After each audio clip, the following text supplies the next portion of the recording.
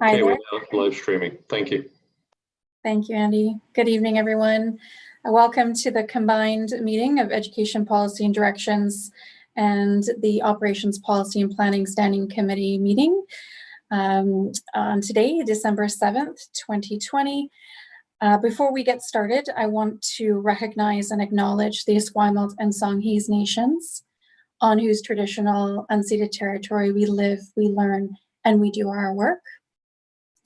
So tonight we are going to make our way through the agenda, and Education Policy and Directions will be first up tonight, and so I will chair that, followed by Operations, which will be chaired by Trustee Leonard. Before we get started, I just wanted to go through a couple of housekeeping items. When it comes to our standing committees, those of you who have participated in the past will note that the process is slightly less formal than our board meetings. You can simply raise your hand if you have a question or a comment. Because we are conducting our meeting on Zoom tonight, please be patient with me as I work through multiple screens in order to ensure that I've really noted that you have a question or comment. So if I do miss you, if I miss your hand, please don't hesitate to just interrupt me and I will add you to the speakers list.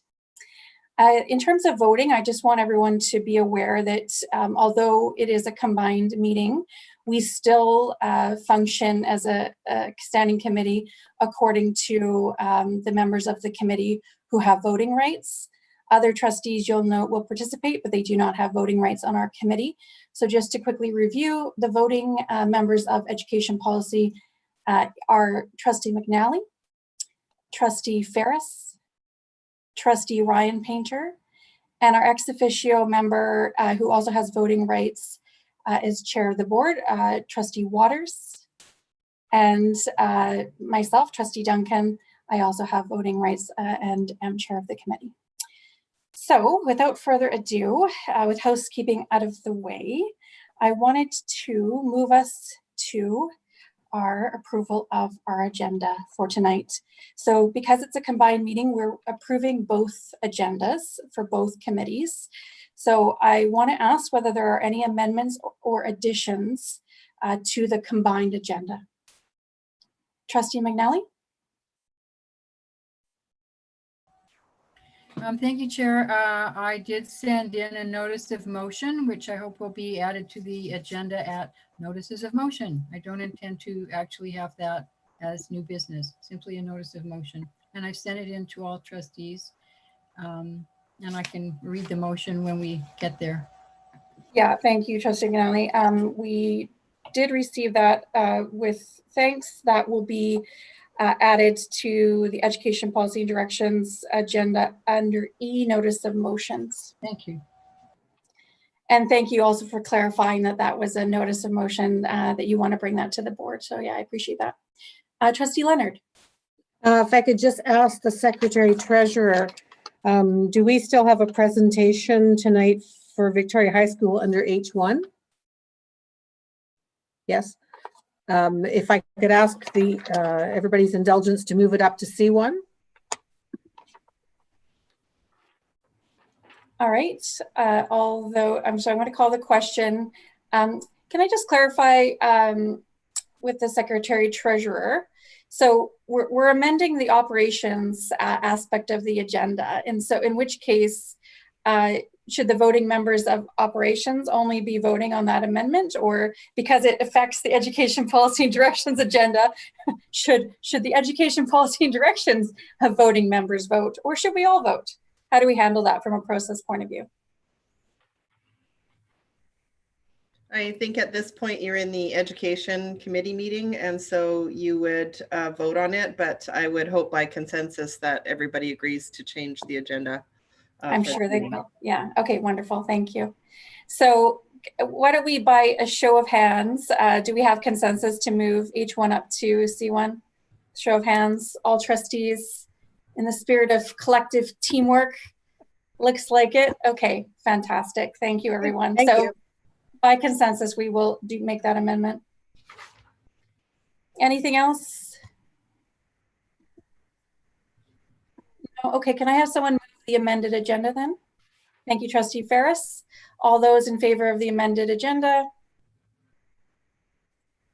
And that is unanimous. Thank you very much. Okay, so we're going to move right into approval of the minutes. So we are approving the minutes of the Education Policy and Directions Standing Committee only at this portion in our agenda. So do we have any amendments or additions to those minutes? Trustee Whitaker. Yes, thank you. So when I look at these minutes, and I realize I'm not part of the Education Policy and Directions Committee, but it says trustees present, and myself and Rob Painter, who are not part of the committee, are listed as present, which is true. However, when we go down and through the minutes, the rest of the minutes, it now says motion carried unanimously. So it implies that all of the trustees that were present voted for that. So I'm asking, can we record trustees present as trustees present and voting and trustees present non-voting? Is that possible? Thank you, Trustee Whitaker, for the suggestion. I think that seems sensible. Do we have any thoughts around the table on that? And I believe I may have recalled previous versions of our minutes doing that. I know we're kind of getting used to a slightly new process for doing our minutes with an eScribe, which may also affect things. Secretary Treasurer Morris, do you have any views around that? No, I think that can easily be accommodated. Okay, fantastic. All right, thank you, Trustee Whitaker, for raising that. Any other amendments or additions regarding education policy minutes? Okay, so hearing none, can I have someone move the minutes, please? Thank you, Trustee Ferris. All those in favor? And again, that is unanimous. Thank you, folks. Okay, do we have any business arising from the minutes? Trustee Whitaker. Thank you. I just note, well, as I went through all of the rest of the agendas, there's nowhere else to speak to any of the reports.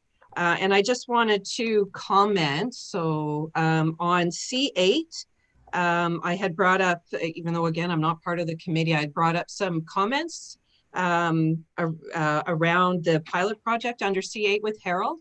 And I just wanted to let the board know that Harold and I did have other conversations since then, which helped to clarify things for me. And I just thought I would let that be known that the funding that was going to counselors is actually going to be on a pilot project basis. I don't know if Harold wanted to speak to that or not, but that certainly changed my perspective of what we were doing there, that it wasn't going to be a one-off funding. So I just thought I would add that business. I don't know if Harold wants to speak to that, but thank you. Harold, do you want to provide some further context for the benefit of the committee, or feel free to if you do, and if not, we can move on. But I do know, Trustee Whitaker, you're referring to your questions to the committee last month regarding the direct impacts on student mental health and wellness. Correct. Yeah, So I do recall that, yeah. Okay, all right, well, thank you for raising that. Appreciate it. Any other business arising from the minutes, folks? Trustee McNally?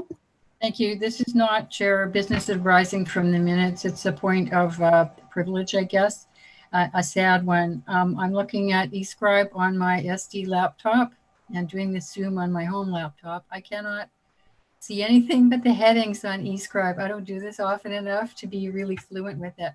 So I'm asking anyone, what should I do? Yeah, it is a little bit of a logistic nightmare at times trying to navigate this, and I think we'll obviously get better as we get used to it. What I do as chair, I still print out a paper copy of just the agenda portion so that I can refer back and forth, and then I have a PDF opened with the full agenda. So I download that off the website actually. And I have that open in Adobe because I find that that's easier to navigate, make notes, and highlight portions. And then I minimize my Zoom screen so I can still see pretty much, well, a good portion of the participants, and then refer back and forth between the PDF version and the Zoom window. So I don't know if you can go to the website and download the PDF version of the agenda and pack up. Yes, thanks for that. I've been able to just look at everything in eScribe before. So anyway, this is my problem. I don't want to take up time in the meeting with it. I'll try to follow along. All right, well, let us know if you need us to pause and review anything. All right, so we will move ahead then. We have two presentations to the committee. The first one from our Director of International Student Programming, who is going to present the ISP annual report. So Mr. Davis, so welcome, and the floor is yours. Great, thank you very much. I'm just going to share my screen.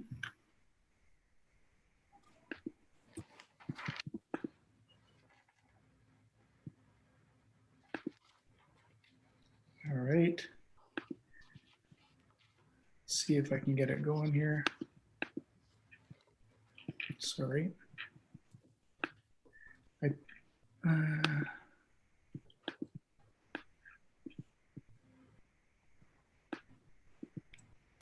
Just can't get it started. There we go.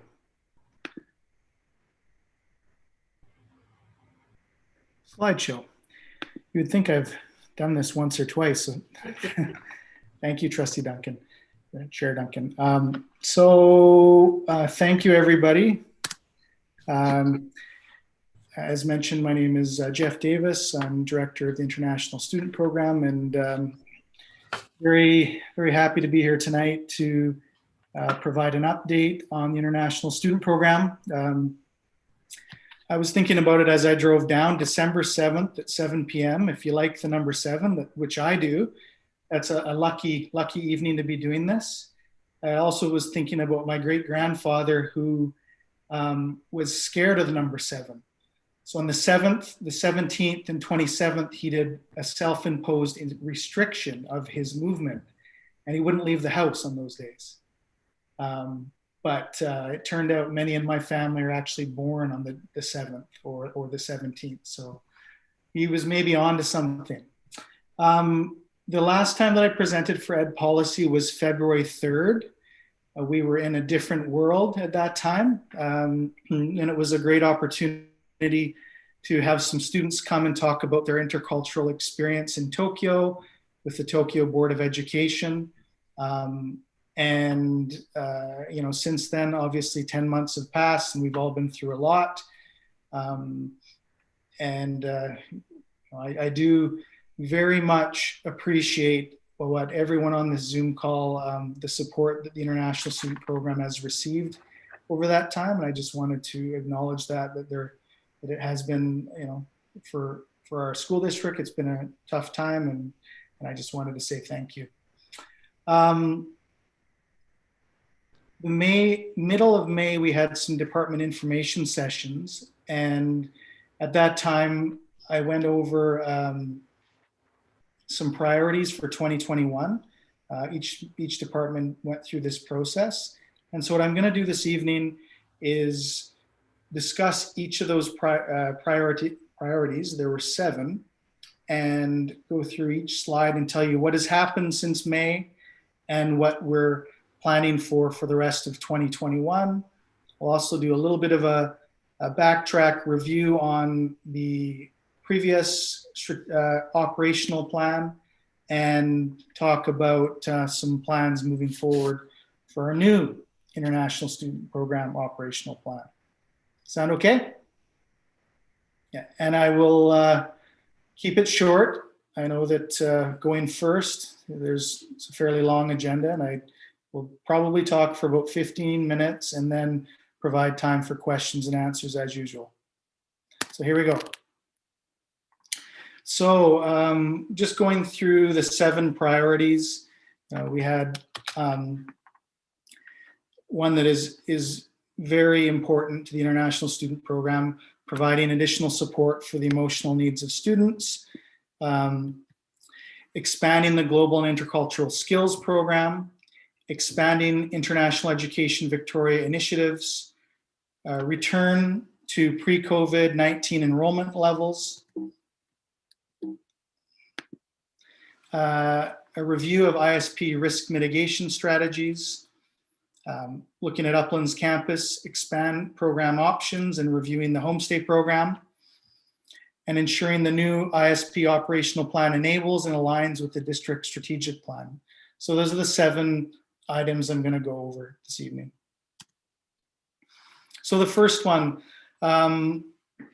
great timing. I actually, on Friday, added a Vietnamese speaking registered clinical counselor to support students in Vietnamese language if they're experiencing an acute mental health issue. So that was a big win for last week. We've also added Spanish speakers and a Spanish speaking counselor and a Thai speaking counselor. So that is very helpful for students if they're experiencing a challenging time emotionally with mental health. You can imagine that, I'm sure everyone can imagine that during the pandemic, it's been quite a challenge for a number of our international students who some were having difficulty getting home with limited flights available. Some didn't want to go home because they weren't sure when they could come back. So we really ramped up our work and support with international students that are here and expanded our number of check-ins for all students and homestay families to, first of all, check in on our homestay families, see how they're doing, and then also have the conversation about international students. So that was an important piece that has been happening since the pandemic was declared, well, since March 12th when the first travel restrictions came in. Another piece that we've experienced that we've been working through is students arriving this fall with going through a 14-day quarantine and how we support students through that process. And we developed a full student support package in that regard. And the check-ins when students are in quarantine are obviously more robust and daily or every other day. So that's the first one. Moving into the Global Intercultural Skills Program. This is a program that we've been working on since 2015. It's been slow and steady. We now have in the province 13, we were part of the first three districts that started this. And now we have 13 districts and also 3 independent schools who are rolling this out in their respective regions. And it obviously has been quiet on this front since the pandemic struck, with the ministry leading this initiative and all districts being in COVID response. Not much has happened since May, or really since February, since I last presented to you at Ed Policy. But we are going to, I was very thrilled to see how, when the new strategic plan came out last year, how the concept of cultural responsiveness was throughout the plan. And I think that our Global and Intercultural Skills Program will look to align nicely with that concept, and lots of work ahead. And we are kicking off the new year with some meetings with the ministry and our partner districts. Expand International Education Victoria initiative. So this is our work with UVic, Camosun, Royal Roads, Saanich School District, and Souk School District. This has continued throughout the pandemic with monthly meetings, which have been really helpful for support and for sharing information. It is also just in the last 2 weeks, I guess, 2 weeks ago, we had a virtual event with all institutions in Colombia that was offered through the Global Affairs, the Trade Commissioner's Service. And it was good exposure in Colombia for our school district and for Victoria. And then this past weekend, we held a virtual event in Vietnam with about 50 Vietnamese families. And it was the University of Victoria, Camosun, and our district working together to talk about pathways between institutions, and also about, obviously it's institution, but job opportunities, the workforce in Victoria, and many other topics. This next one, it's 2 bullets, but it's a fairly large topic, and I probably could spend quite a bit of time on this one, but I think I'll keep it short and simple. We would like to return to our pre-COVID enrollment levels. Obviously, I think everyone on this Zoom knows there's quite a reduction in international this September. I do believe we are in a good position to rebound. It won't happen right away, but I believe by September 2022, we will be back at our regular around 1,000 FTE enrollment. This fall and into the spring, the International Student Program is focused on virtual marketing and recruitment efforts, the same kind of events we would normally do, just virtually, which in my opinion have not been, they just like a Zoom call. It's not quite the same, but it has benefits and pros and cons. Risk mitigation strategies, everyone's favorite topic, most exciting topic. We are continually, annually reviewing our documents, whether it be our application forms, our participation agreements, to mitigate risk for students, of course, and for the school district. Been doing a lot of work with our provincial association, IPSIA, and our national association, CAPSI, and sharing this type of risk mitigation documentation and strategy to support everybody across Canada. We actually developed a fit to fly document with CAPSI that was later used by post-secondary, K-12, Ministry of Education, and it became part of a readiness plan. So some good stuff coming out of this research. Uplands campus expand program options and review the homestay program. So we had a lot of students this summer who, as I mentioned, were not able to go home or didn't want to go home because they weren't sure when they could come back. So a lot of them wanted to continue their graduation program. And we created, the team here at Uplands created a summer academic 4-credit blended program to replace our regular summer program that obviously couldn't happen. So we had around 100 students here at Uplands all summer doing a blended program, half online, half in person, and it went really well, very well received, very good feedback from students and from teachers who participated. Obviously with the pandemic, we've had a lot of changes around our homestay program and new hosts coming in, hosts deciding they are not able to do it anymore due to various factors. So we really will need to take a careful look at that in December and January to assess how many homestay families are going to be available for September 2021. And that's going to be a really important process. So I know that everybody here was familiar with our previous operational plan, and so I won't go through it in too much detail, but you can see between 2015 and 2019, we looked at a lot of new initiatives, whether it be the Global Intercultural Skills Program, outbound student mobility, additional supports for the emotional health of our students. And that was one goal. Then we looked at a lot of things that we were already doing and wanted to do better, and made some significant strides in that domain. And then finally, we also looked at the diversity of our program. We looked at the International Education Victoria initiative and really thickened all of those areas. And I think we went from a good program to a great program. And I do believe that if you looked across Canada, the 116 or so districts that have international programs, we can be proud that we're comprehensive, we're serving students, and we're doing a great job. So moving into the next iteration, the next round, the next operational plan, of course, I'm looking carefully at this notion of culturally responsive mindset and how the international program continue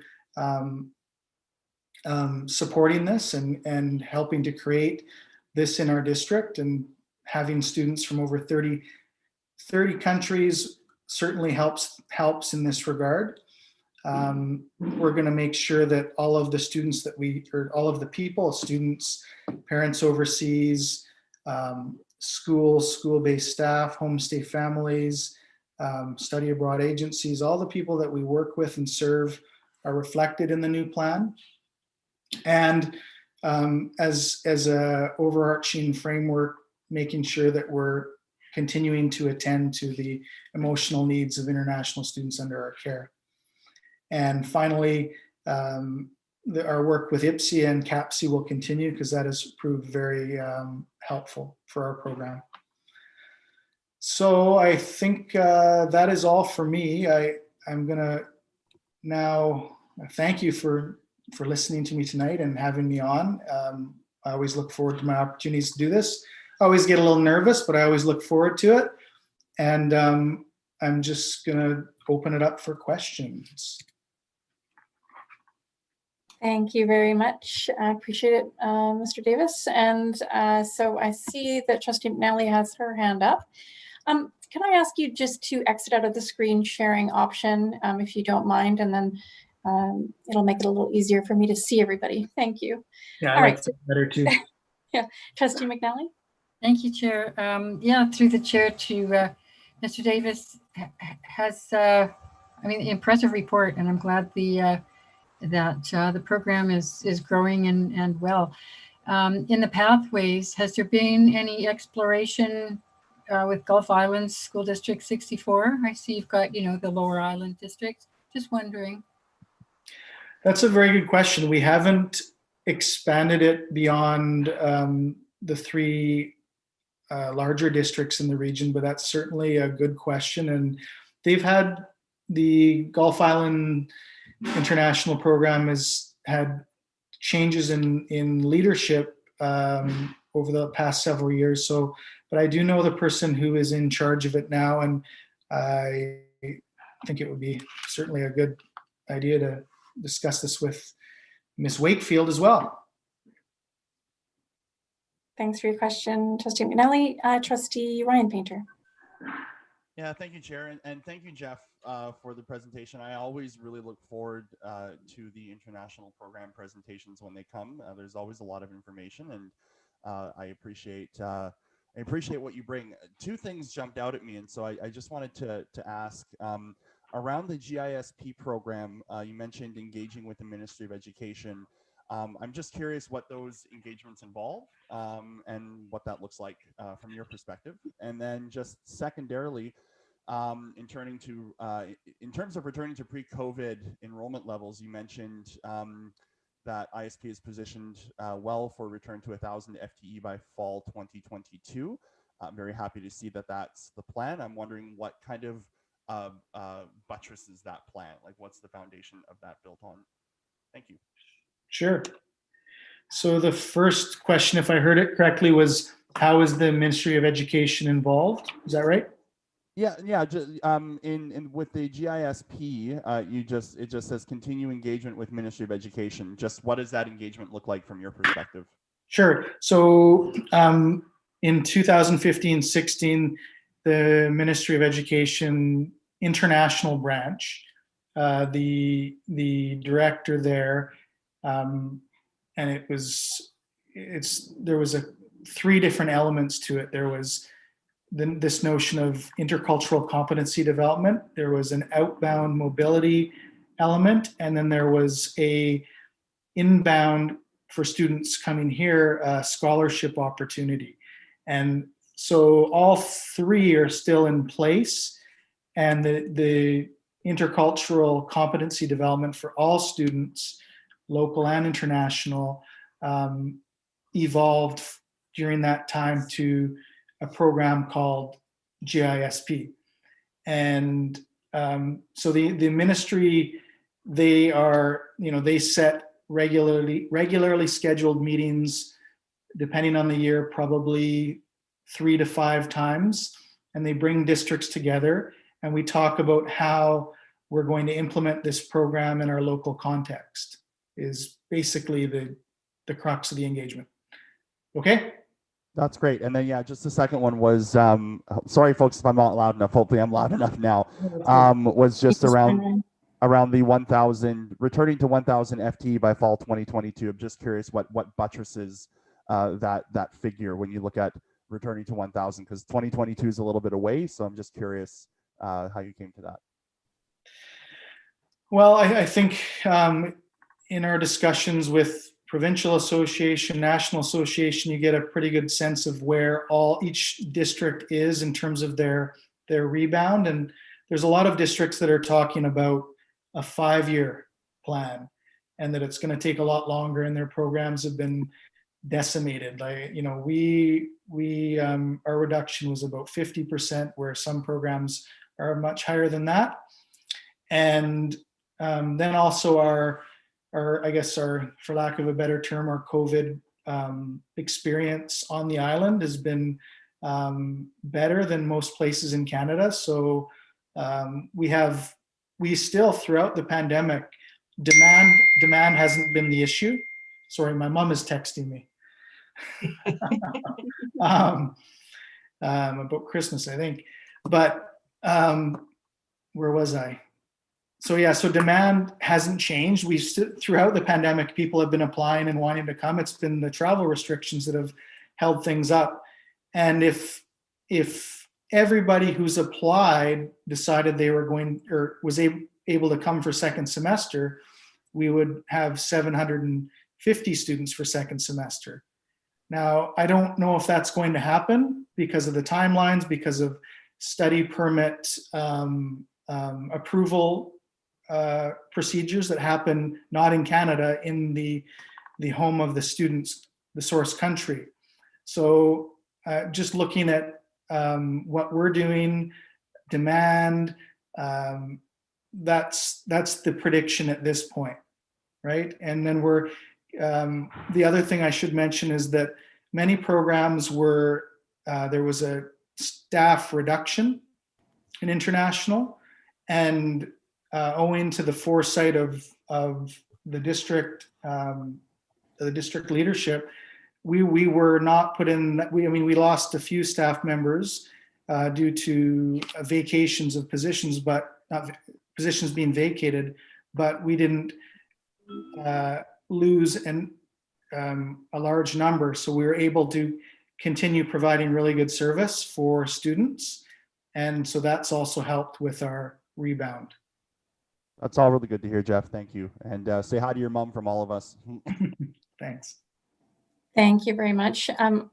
We have Trustee Whitaker on the speakers list, but before we do continue with questions, my apologies. I neglected to let all those folks out there that are watching the live stream know what the email address is for tonight. If you do have questions or comments and want to participate remotely, please email question-, all one word, at sd61.bc.ca. So that's question-, all one word, at sd61.bc.ca.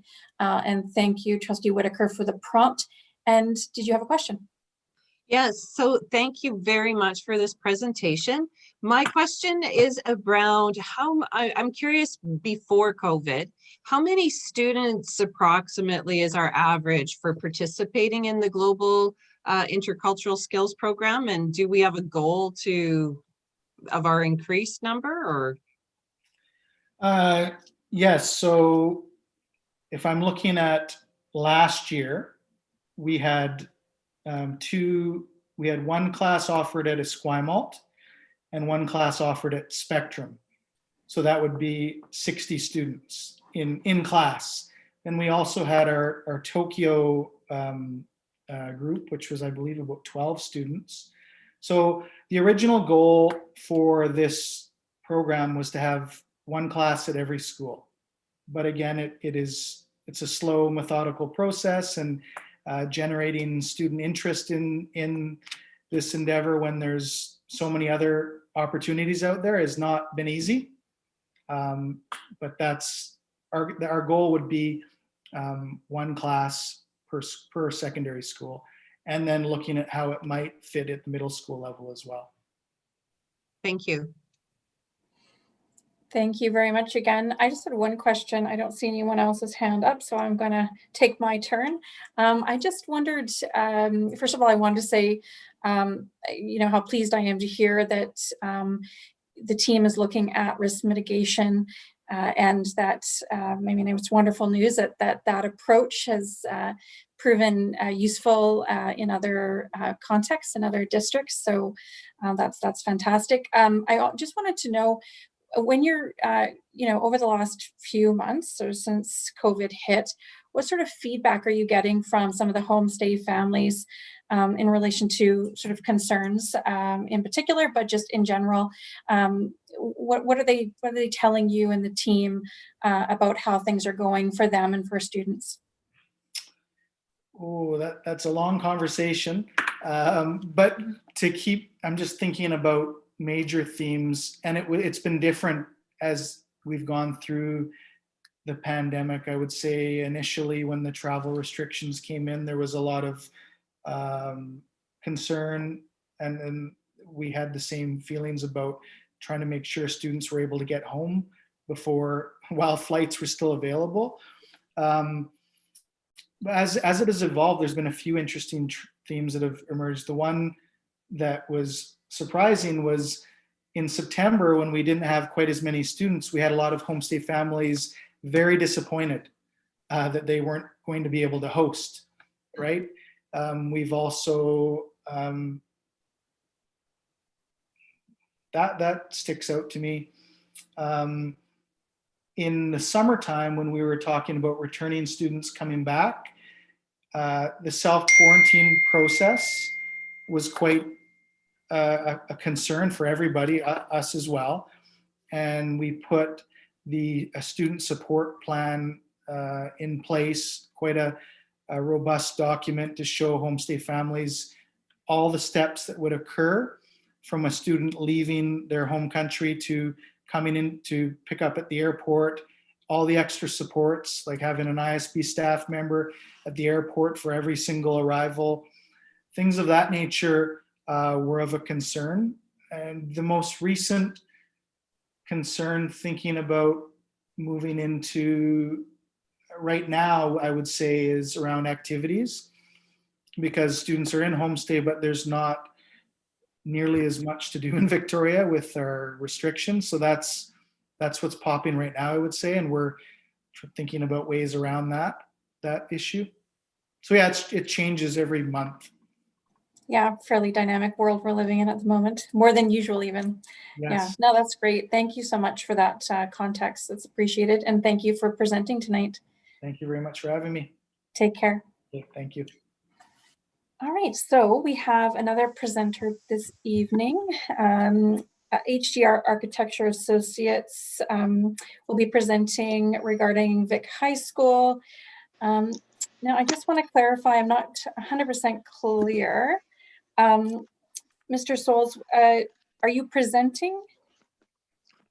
No, I'm going to introduce the presenters from HDR Architects, and then I'm going to let them present. Thank you. All right, floor is yours. There's actually three people I see here from HDR. Crystal is the project architect and who is dealing with the heritage components of the renovation at Vic High. And Jim Mann is the project architect who's going to present on the educational upgrades and some of the renovations we're doing at the school. Rod Winjack is also here. He's one of the project principals. I'm not sure if he's going to present or just watch. But I'll let whoever wants to take the lead for HDR start now. Sounds great. And if you have any questions, you can either address it to them or to myself if it's something that they're not sure of the answer. Sounds good. Thanks so much, Jim. Thanks, Jim. It's Rod Winjack here, and I am just going to watch, but I'll take the opportunity to thank you folks for having us this evening, and I'll turn it over to Jim and Crystal. Thank you. Okay. So as Jim Souls introduced, can you hear me? You good? Yep. Awesome. Okay. Yeah, I'm one of the project architects on this, and I've got a fairly long history with the school. I grew up in Victoria. I didn't actually attend Mount Doug, Vic High. I would have attended Mount Doug, but I ended up moving to Saskatchewan at that point and came back years later. But I always loved going to Vic High for sporting events when I was in junior high school, and I even sprained my wrist, and it's still damaged to this day once I was messing around on some gymnastic apparatus at the time. But we're just going to give you a short presentation on the Vic High seismic upgrade and addition that we're currently in the process of doing. It's under, not quite under construction yet. It's under remediation for hazmat and demolition right now. I'm just going to stop my video and we can just look at the pretty pictures. I'm hoping most of you are familiar with Vic High. It was built in 1914 and has been a really important part of the Fernwood neighborhood since then. In number of additions have happened over the years. The most recent one was in 2011 was when it opened, and that was the Ferry Tech, the technical education portion of the school. The old Ferry Tech, which was across the track, was demolished and the new one was built. And I was very pleased to be part of the team for this project. So we're quite familiar with the school. So we're going to take you through this, a little bit of history and a little bit of explanation of the whole scope of work. The main thing, as you're aware, is it's a seismic upgrade. This was rated as a high hazard, and we're going to be doing the seismic upgrade. Herald Engineering are the seismic or the structural engineers, and the seismic upgrade consists of inserting a number of concrete shear walls into the existing school, the removal of the terracotta clay tile partitions, which are in between the sort of partitions between classrooms and many spaces, which are a hazard. And we're adding a new drag struts that are bringing the forces to the concrete shear elements.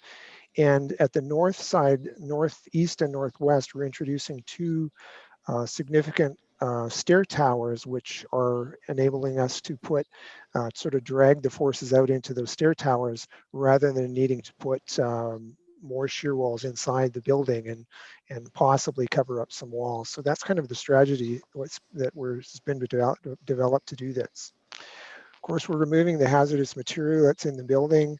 It's basically getting gutted, and then we're remediating some of the envelope, repointing of the brick masonry, replacement and restoration of some of the terracotta tile, and dealing with the window replacement and restoration for the existing old wood windows. And we're bringing it up to the current life safety code requirements, and we're upgrading the mechanical and electrical systems and adding new fire sprinkler system to the building. It hasn't had a fire sprinkler, so there's a number of things that were done in 1979 to address the codes. And when we add the fire sprinkler system, we're going to be able to undo some of the things that were done that have kind of stolen some of the character. Because we're able to demolish a lot of the interior partitions, we're able to revise the interior layout to a certain extent so that it's more representative of how we want to deliver education in the 21st century. More open spaces and accessibility and collaboration.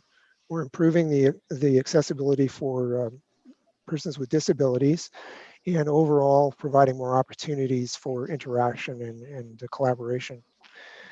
The enrollment is to increase from 800 students to 1,000. So we're in the process of reorganizing the interior spaces. We realized that the best way to accommodate that growth is to build a new multi-purpose room and a new library or learning commons rather than try to work with the existing interior of the school, which is somewhat limited, particularly in terms of the library.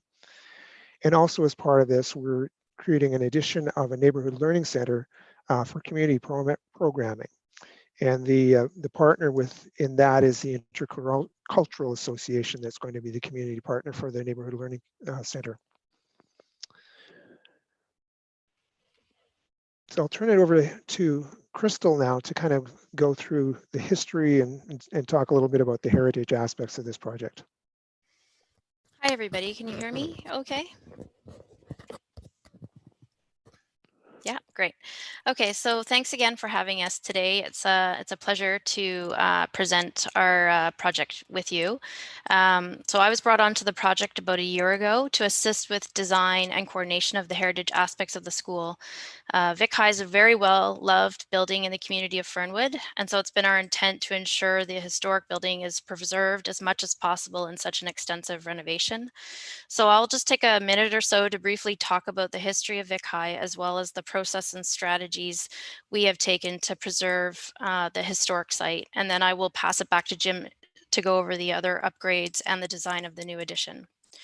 So Victoria High School is registered as an institutional heritage building, but it's not officially designated. By not designating the building, we're not tied to any heritage requirements or obligations. However, our intention has been to be respectful and prioritize a balance of heritage preservation while providing the 21st century learning environment. A bit of background, the Victoria High School was built between 1911 and 1914. It was the fourth school built and located in Fernwood. It's situated on a parcel of land with the front facing Grant Street as well as Fernwood Road to the east. The original building consisted of 29 classrooms, an auditorium, gymnasium, cafeteria, and other auxiliary support spaces. It's a historic site with enormous heritage significance that range in social, aesthetic, and historical value. Over the years, the alumni of the school have been dedicated to keeping an archive collection of numerous artifacts varying in type, scale, and historical relevance.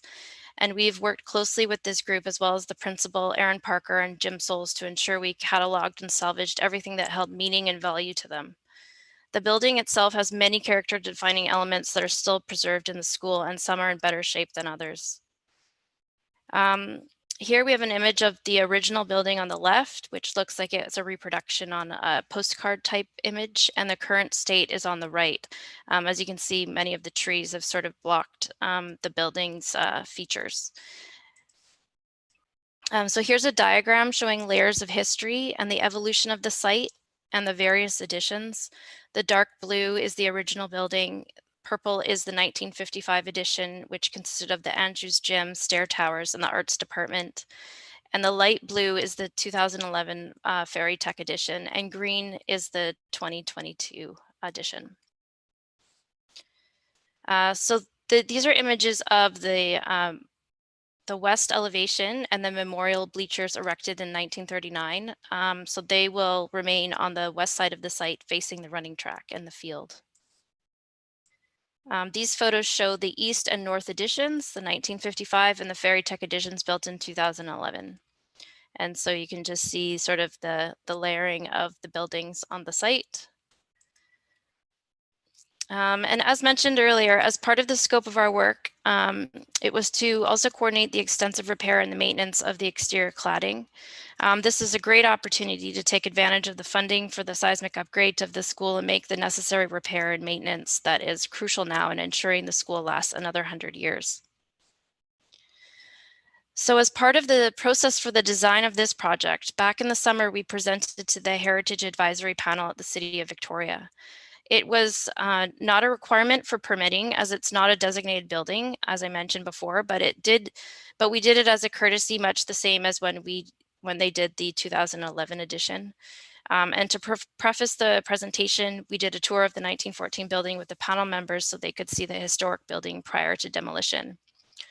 After the tour, we put together a slide presentation which outlined the history of place, statement of significance, embedded heritage value, and the building's character-defining elements. I'm not going to go over all of these right now, but you can read through some of them. We related the intentions of the design to what the Heritage Committee would be looking for and how our decisions related to the standards and guidelines of historic places. The work we had done was well received and the comments were minor, and we took their recommendations into account as we progressed through the design. Also included in the presentation to Heritage Panel was our heritage scope of work, and we outlined what we would be saving, salvaging, protecting in place, restoring, and resurrecting. We extensively cataloged and inventoried all relevant historical items, including wood doors, display cabinets, marble finishes, wood trim and floors, and more. Since this project is mainly a seismic upgrade and addition, we knew that we had to be strategic on how we might preserve the historical school. Our strategy involved selecting key areas of the school where a good majority of heritage value and finishes were still intact. Those areas being the second floor corridor, and you can see in the image here, I've kind of highlighted in orange the areas that we're going to be restoring. So the second floor corridor, the main lobby, you can see the main lobby in the historic photo there. And we also identified other areas such as the Roper Gym and the auditorium. And then there was one classroom that we decided, and the general office and staff room, that would be areas that we would restore to maintain the heritage feel. So now I'm going to pass it back to Jim.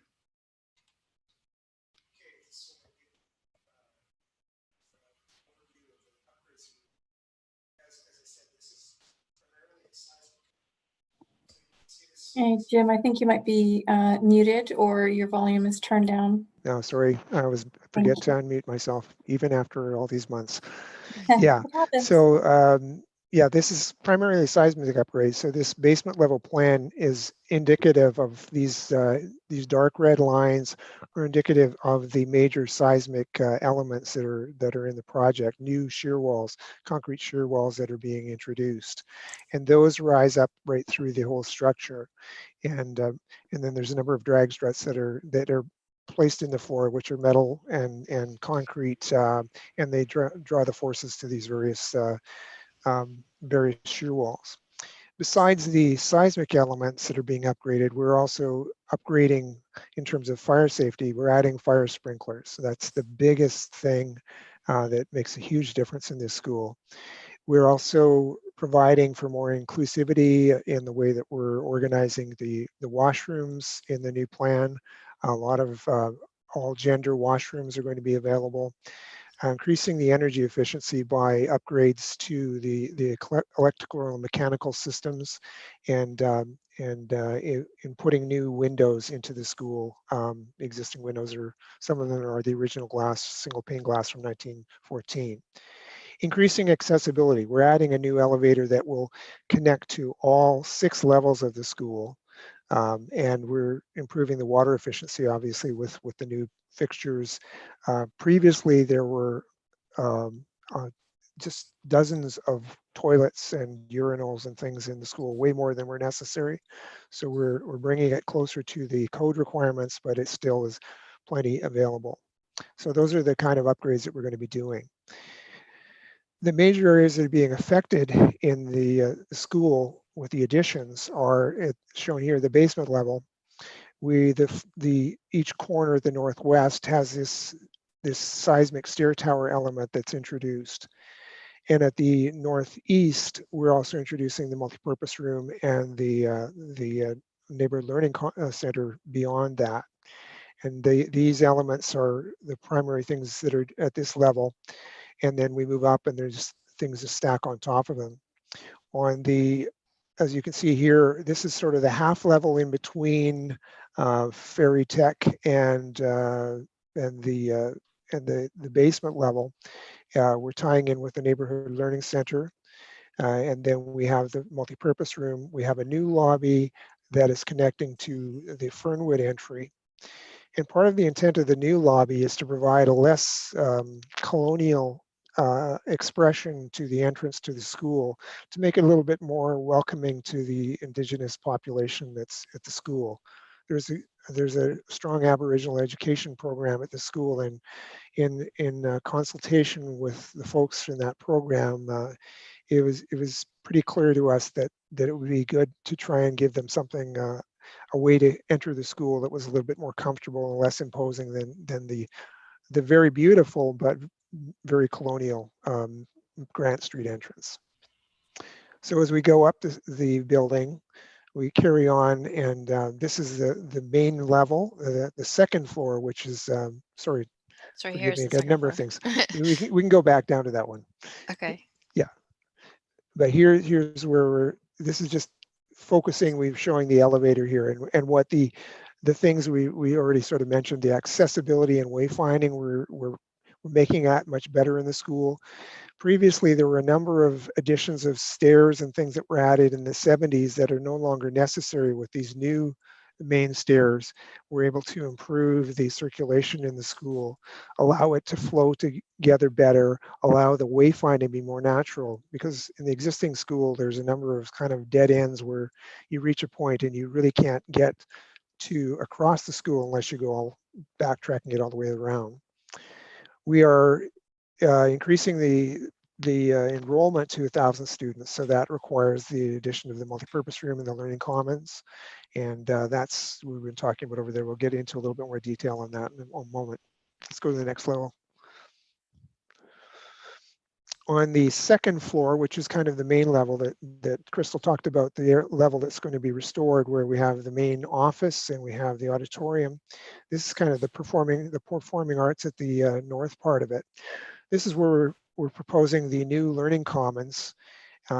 This is tied in nicely into both the academic and the arts at this level. It's a good location for it, above the multipurpose room below.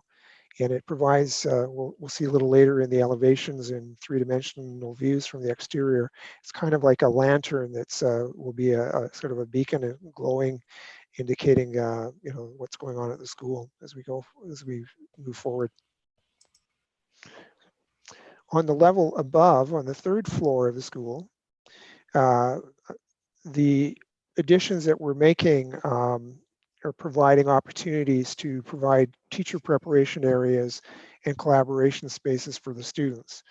But in particular interest is the roof over the learning commons.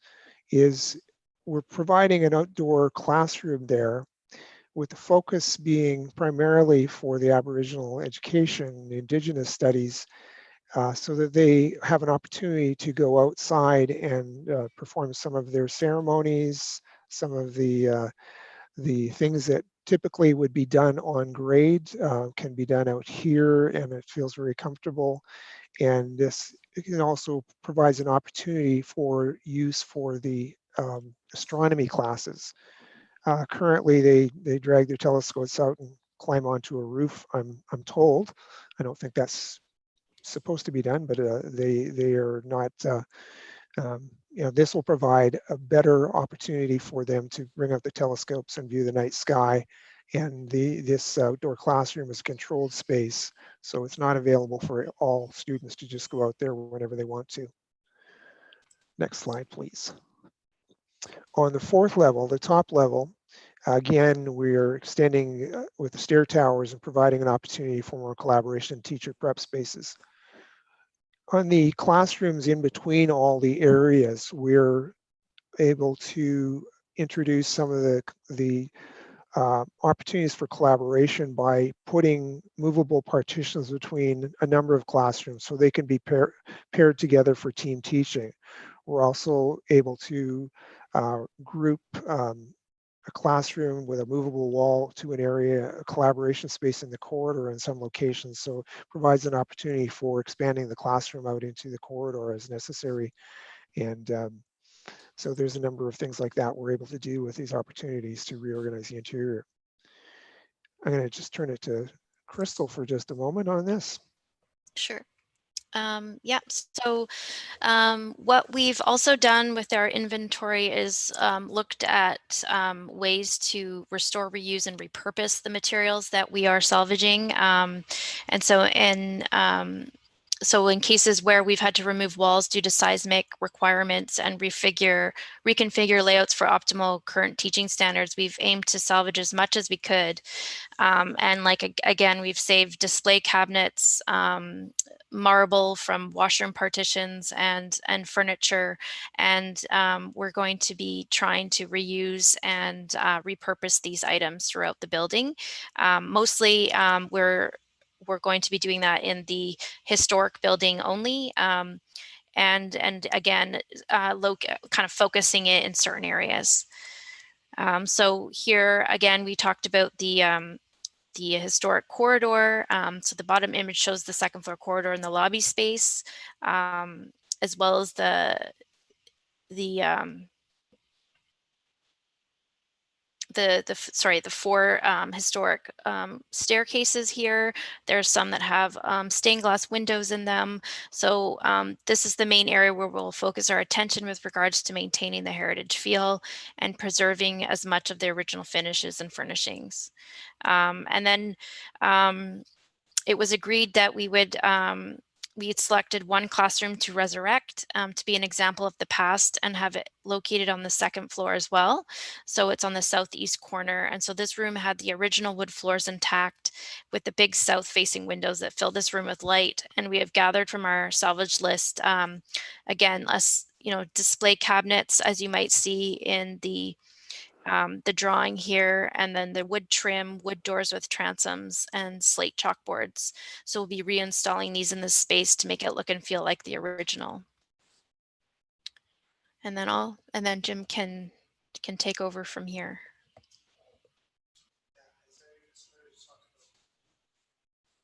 Are you muted? Oh, there you go. Muted myself. Am I on? Am I on? Yeah, you're on. Okay, I double clicked on it. As I began to talk about the opportunities for 21st century learning, this is an example here where at the Northwest, we have the collaboration spaces teacher prep in the new part that's being added to it as a result of the seismic stair being added there. And then as you go into the existing old school, we have a pair of classrooms that can be joined together with a folding partition between them. And across from that pair of classrooms, we have a collaboration space adjacent to the elevator that was added in 2003. And this is areas for students to do breakout, or if they have lunch. One thing I forgot to mention in the introduction is that currently there's like little breakout space available anywhere in the school. And a lot of the kids will end up, they'll just sit down and lean against the corridor and have their lunch, or just sit and have a talk with their buddies or whatever. So this is providing an opportunity for that to be a little less haphazard and a little bit more intentional. And these are the places where we're going to have a lot of opportunity to introduce some of the interesting elements that have been salvaged from the existing school, and repurpose them and use them in a new way. These are some precedent images on the side here of other places that have kind of done this sort of thing with historic facades and the kind of flavor that we would see being introduced in some of these areas. With the multipurpose rooms in the Neighborhood Learning Center, this is an opportunity to provide both a teaching space and a kind of a secondary performance space. We have the big auditorium in the school, but there's often opportunities, need for some smaller spaces.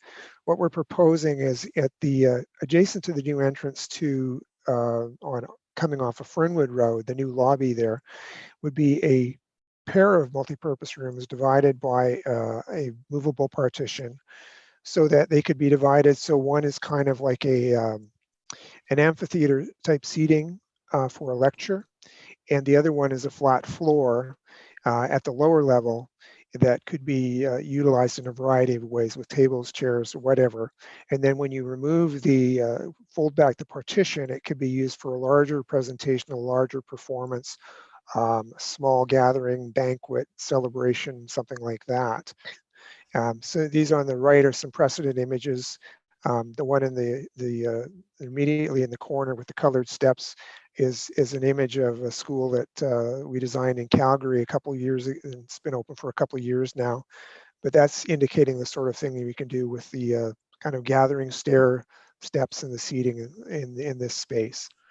Beyond the multipurpose room there, let's go back for a second, Crystal. Just want to talk about the Neighborhood Learning Center. The Neighborhood Learning Center consists of a kind of a classroom-sized space for the Intercultural Association and an office for 2 people, a small lobby. But it also has this enhanced kitchen in here, which could be used by the ICA, could also be used by the school, could be used by outside folks renting this space, and it's connected to a servery which could be serving into the school itself. They have a number of programs at the school going on, what they call a toast program. They have another salad program. So these can continue to operate out of this. And this space also would allow the multipurpose room to be the sort of outflow.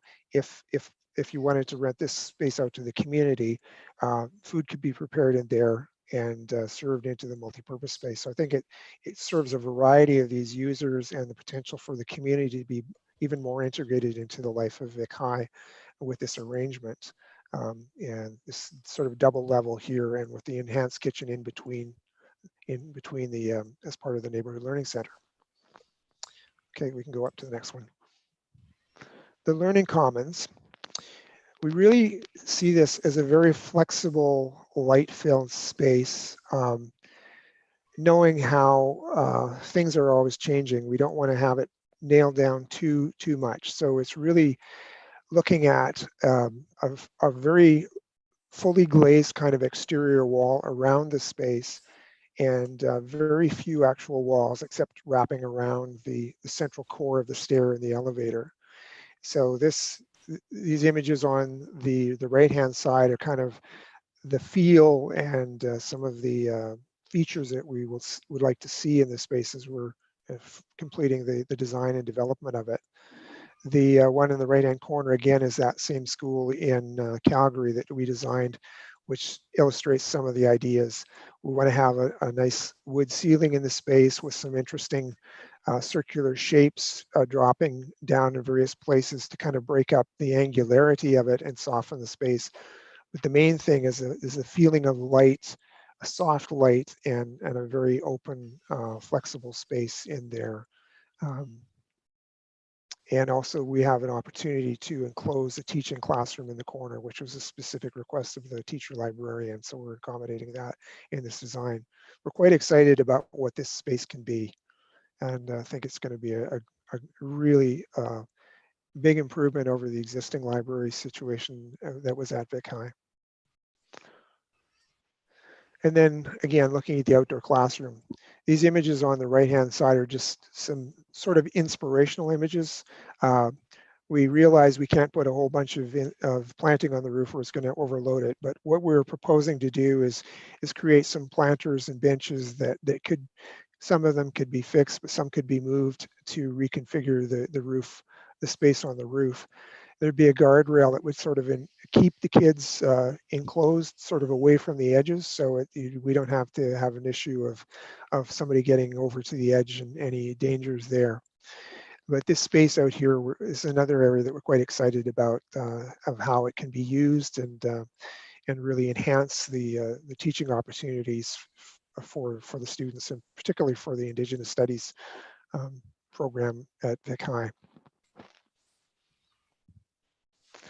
Going to wrap this up with a little bit, yeah, beehives on the roof, not a bad idea. Just looking at some of the sort of the precedents that we looked at and as we were looking at the exterior. For the Learning Commons, as I mentioned before, we're thinking of it as a kind of a glazed lantern with soft lighting, both inside and outside. Like the light that you're getting from the exterior is a soft light, and then when in the evening, when the lights are on, then it is sort of this glow to the exterior, to the community. The patterns we looked at were expressive of some of the things that we were seeing in the existing school, and just looking around at different ways we could play with it. So we explored a number of things, and we're still in the process of finalizing the final look of the glazing, etc. But the concept is pretty clear of this glass glazed lantern emitting this soft light at the main entrance off of Fernwood Road. Then looking at the other materials, the brick, we wanted to see if we could interpret the brick in a contemporary way, the brick that is on the major part of the 1914 brick facade. So we have wrapped the multi-purpose room in brick, and we're using it, trying to get the tone of the brick very similar to the original brick. We can't get the original brick anymore, but we're getting something that's similar to it. And then we're detailing it in a contemporary way. We don't want to mimic the old, but we want to pay respect to it. And so that's what we're doing with the forms and the detailing, keeping the tone similar. Similar thing with the terracotta, that's an important part of the existing school. We're using fiber cement panels that have a similar tone to the original terracotta and arranging them in a more contemporary way. Some areas will be maybe a little closer to the original pattern of some of the terracotta, but in general, it's going to be a little bit different, and definitely not something you would confuse as something that has been around for 100 years. But it again is paying its respects and allowing the overall composition to kind of sit well together, but not be confused as to which is the old and which is the new. We're going to finish up with a couple of, these are the earlier design studies, and this is the overall kind of massing. If you were able to look at it flat on from the east, and then this was developed a little bit further, we'll have a indication of that later. Early design here, and let's just carry on, Crystal, we'll get to the, yeah. So these are some early studies, and just we're further developed a little further. And then ultimately, this is where we're at this point with the design, and we're continuing to work on the details. This is a fast track project as it's going into the, we're in the demolition phase, the interior demolition and hazmat. Then we're going to be starting some of the seismic internally, but we're continuing to work out the details as we go along. If we hadn't taken this sort of fast track approach, we wouldn't have had any kind of hope of getting this thing done in the timeline, very short timeline that we're hoping to get it completed. So I think that's the end of our presentation, but I just want to reiterate that this is, we're very, very, very excited about this, and we're so pleased to be on, leading this team to do this. And as an almost native Victorian, I was 4 months old when I moved here. I am especially proud of being able to play a big role in this project, and I'm heavily invested in it. So I'm really, I personally am putting my best into this, and I'm really hoping that it will turn out even halfway as good as I hope it could be. And we're happy to answer any questions. We were just asked to give kind of an overall presentation of the project, and we've probably babbled on a little too long already. But thank you. Thank you. Wonderful to see what plans are, how the plans are shaping up, and some of the exciting design choices. So thank you so much for your time. We've had a couple of folks request a copy of the slide deck. If you could share that with the committee, that would be appreciated. If you could share that through Kelly, that would be great, or Jim, who could get it to the committee. And I'm not sure who's sharing screens. I think it was Chris. If you wouldn't mind just turning off the shared screen, and then we will open it up to questions. I'm mindful of the time, folks, so if you could keep your questions as brief as possible, that would be appreciated.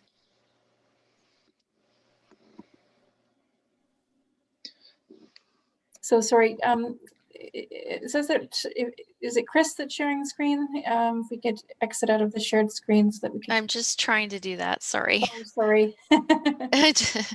It'll just take me a second, I think. No problem. Oh, there we go. Wonderful, thank you. Okay, so I can see all these lovely faces. Does anybody have any questions or comments for our architects?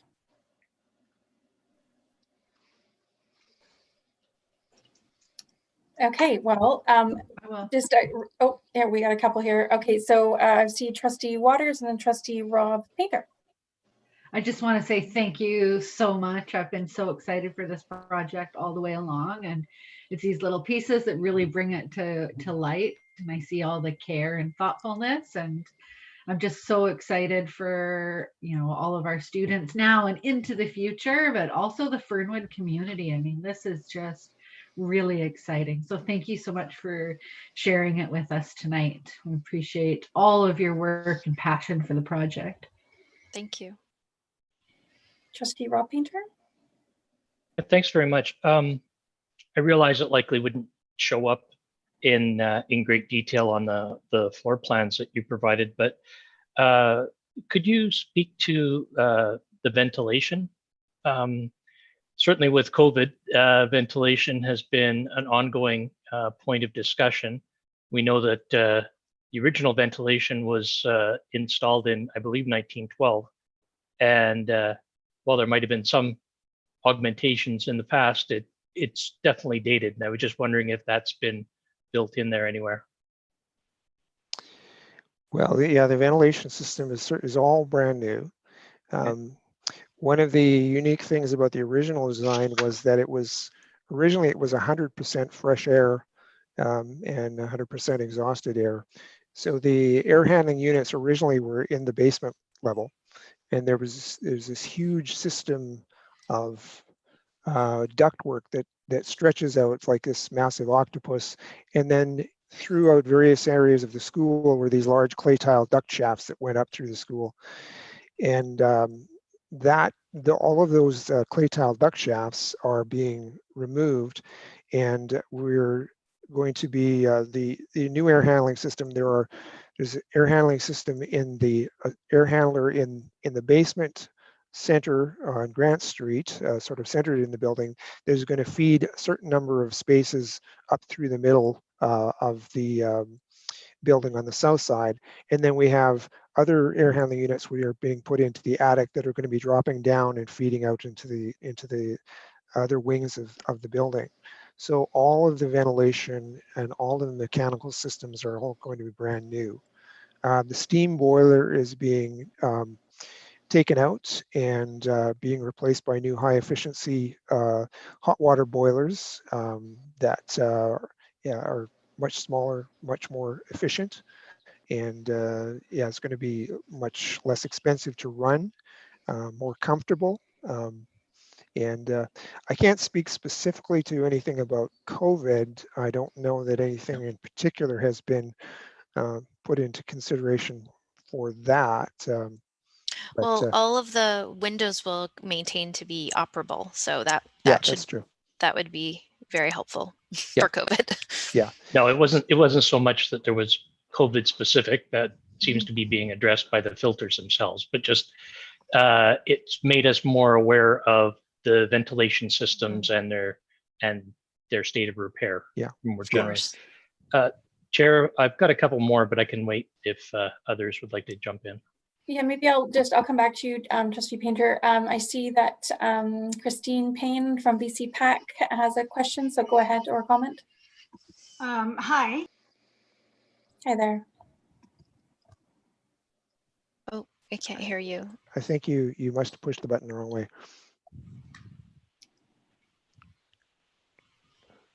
Can't hear her.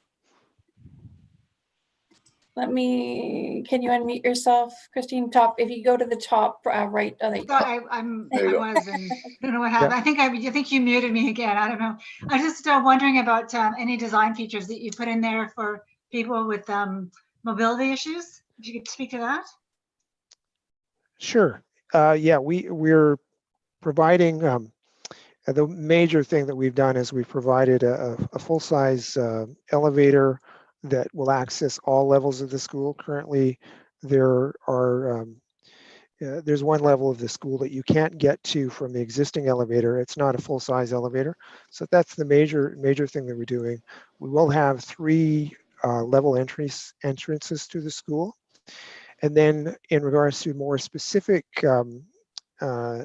things, there's going to be a large, I can't remember what we're calling it, but there is a personal care room that has a lift and a number of facilities because they do have In particular, they do have 1 or 2 students that have some very specific needs currently. So it's been that's been put in there specifically for at least one of the students that requires a very almost like a stretcher-like wheelchair chair that they make their way around in there. Right, and The washrooms, there's many more accessible washrooms available on all levels. Yeah, it's just the accessibility has been greatly improved. And when you say accessibility to 3 floors, does that include the top with the garden? Yes, Yes. all levels are accessible. Yeah, Oh, great. Thank you. yeah. So Yeah, thank you. so there's actually 6 different levels in the school, not counting the attic, and all of those levels will be you'll be able to get, either you'll get in on, through a door, and then you can go up to whatever floor you need to get to through that elevator. Thank you for that. Trustee Painter, would you mind just keeping your questions as brief as possible, just given the time, and we've got a very lengthy agenda this evening. Sure thing. This one's a bit of a yes/no. I did see the ICA kitchen, but is there any sort of cafeteria capacity or cooking capacity within the school site itself? I couldn't follow the floor plans quickly enough.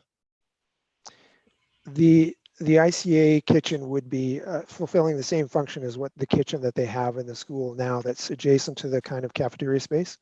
So the intent is that it would fulfill the same function as that given one, not in a full-blown.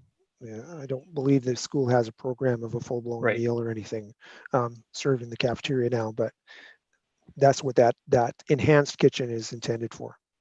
Yeah. Do we have any the shower spaces set aside for adults? I know that during our last round of bargaining, one of the points that was raised is that teachers would like the ability to come in from a bike ride to and from school, which is something that we're trying to promote, and have the ability to clean up before going to class. And it's not really appropriate for them to be using the shower facilities that students might be occupying. So yes, there's a couple of things that they could do on the first floor level, which is the level that at the northwest corner. It's kind of the service entry level, the one that's closest access to get out to the fields, etc. There is going to be a universal washroom installed there, and adjacent to that will be 2 showers that are intended to be for staff. So there's specific staff showers there. Also in the basement level, adjacent to the Andrews gym at the northwest, are going to be some non-gendered kind of, some of them are just changing rooms, and some of them have a shower associated with them that would be available for anybody to use. And those are separate, a closed room that you can go in and you can change in there. So that would be another opportunity for staff to use that. And then with the PE office, we also have a staff change room in there. And, so. Sounds great. And within all the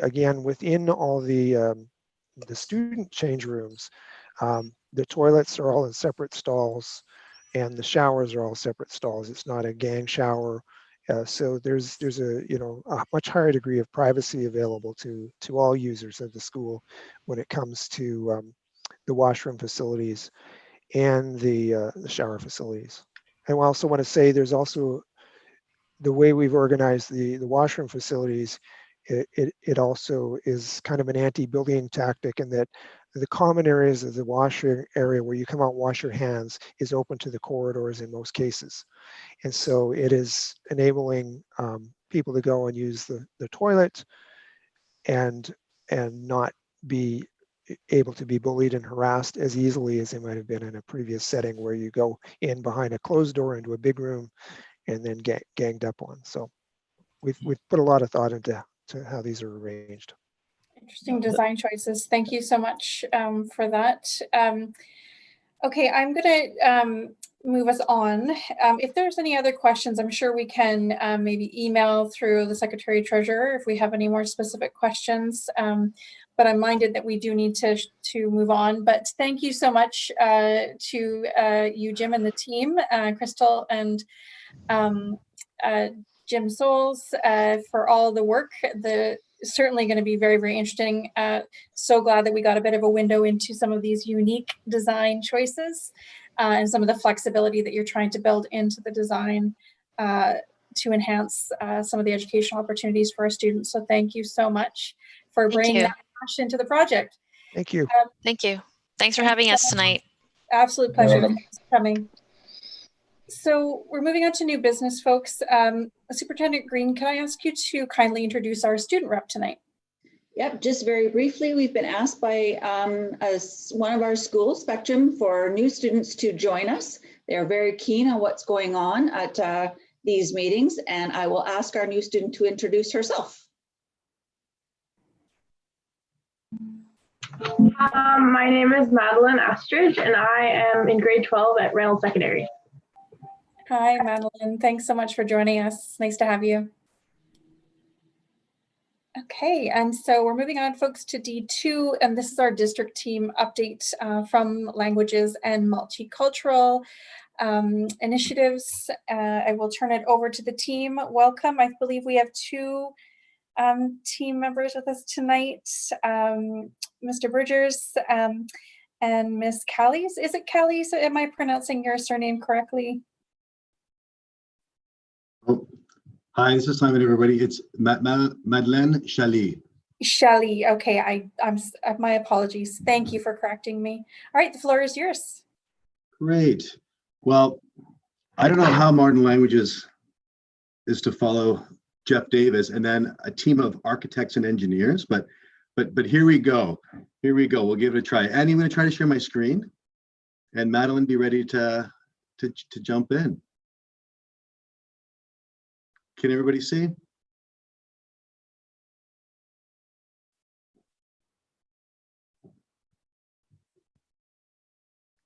Is my screen clear? We're good to go? Yeah. Great. So listen, I just wanted to start with our district team's operational plan, because I wanted to share our modern languages approach and our initiatives on how we are operationalizing our district strategic plan. And if we look here at strategy 1, we talk about frameworks. And so frameworks can be complex systems, complex rubrics, or they can be as simple as asking some really good guiding questions. And with a new strategic plan, where we're looking at reflective, inclusive practices and moving our system to a culturally responsive system, we're asking some really important questions related to inclusion and cultural responsiveness on how we're planning professional development, how we're looking at supporting resources and resource selection for our schools, how we're collaborating across departments with modern languages, and also how are we working with our community partnerships, like the Holocaust Awareness Society or the Intercultural Agency of Victoria, for example. So when we think about designing and professional learning opportunities for the folks in our buildings, you can see here that we have a number of different initiatives that support core French, French immersion, ELL, and Spanish for that matter. And you know, these are taking part through webinars, through traditional release time, and we're going virtual. And you know, if I look at that ELL series with Tan, who is a presenter that we've actually have brought here from Thailand before, he'll be doing some Zoom sessions. And when I think about our strategic plan about creating safe, inclusive learning environments, in an ELL context, what does that look like for our ELL specialists in working with our English language learners in our schools? And by virtue of being an English language learner, a lot of these students represent a diversity of minority voices in our schools. So what does a social emotional learning context look like for our ELL teachers? His next session is going to focus on what is culturally responsive pedagogy. And then when we look at our full day sessions with Tan, we're going to weave in those two pieces. How are we creating safe, inclusive environments? And how are we introducing culturally responsive pedagogy in that ELL context? And so those next two big sessions are co-teaching and co-planning, but our lens and our framework is constantly asking that question that what is the vehicle? Is it a numeracy session? Is it a literacy session? But how are we constantly tying what we do with purpose to our strategic plan? And I also wanted to make mention that this year, in the time of COVID, a lot of our provincial specialists and national specialist associations connected to supporting teachers with languages have gone virtual this year. And so by virtue of this, being on the island, our teachers haven't had the obstacle of travel, hotel, and expensive fees. And so we were actually able to support every single teacher in our district in French immersion, core French, Espanol, to attend these provincial conferences this year, where in previous years, we had limitations on how many teachers we were able to support going. So I just wanted to highlight a little bit of a silver lining in the time of Zoom and in the time of COVID with accessing professional development for our teachers. When we think about resources, especially in immersion, French immersion, we always are struggling for really good quality resources that tie to curriculum. And so we've got a number of initiatives here, and Madeline is actually going to speak to a few of these in more detail.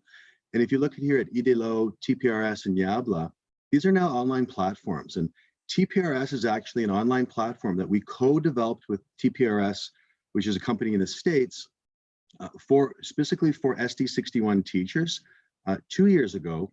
And the company actually pivoted their entire structure around our SD61 co-created online platform in the time of COVID, because now they've gone virtual and they've converted their entire platform based on what we co-developed with them. So I wanted to share that with you. And then when I think about, when you look at the bottom there, and I gave that example of professional learning opportunities for our ELL teachers, this is also going to be accompanied with taking a look at what are the resources that we're going to select this year. So we've set a budget aside to support resources for elementary, middle, and secondary in our ELL programs through the lens of cultural responsiveness. One of those tenets to becoming culturally responsive is, can those minority groups or the diversity of cultures in our classrooms see themselves in the materials that we're using to explore curriculum? And there happens to be a huge repertoire of culturally responsive literacy resources to support English language learners. And so we're looking at how are we combining our efforts to continually tie our work to our district team's operational plan, and of course our district's strategic plan.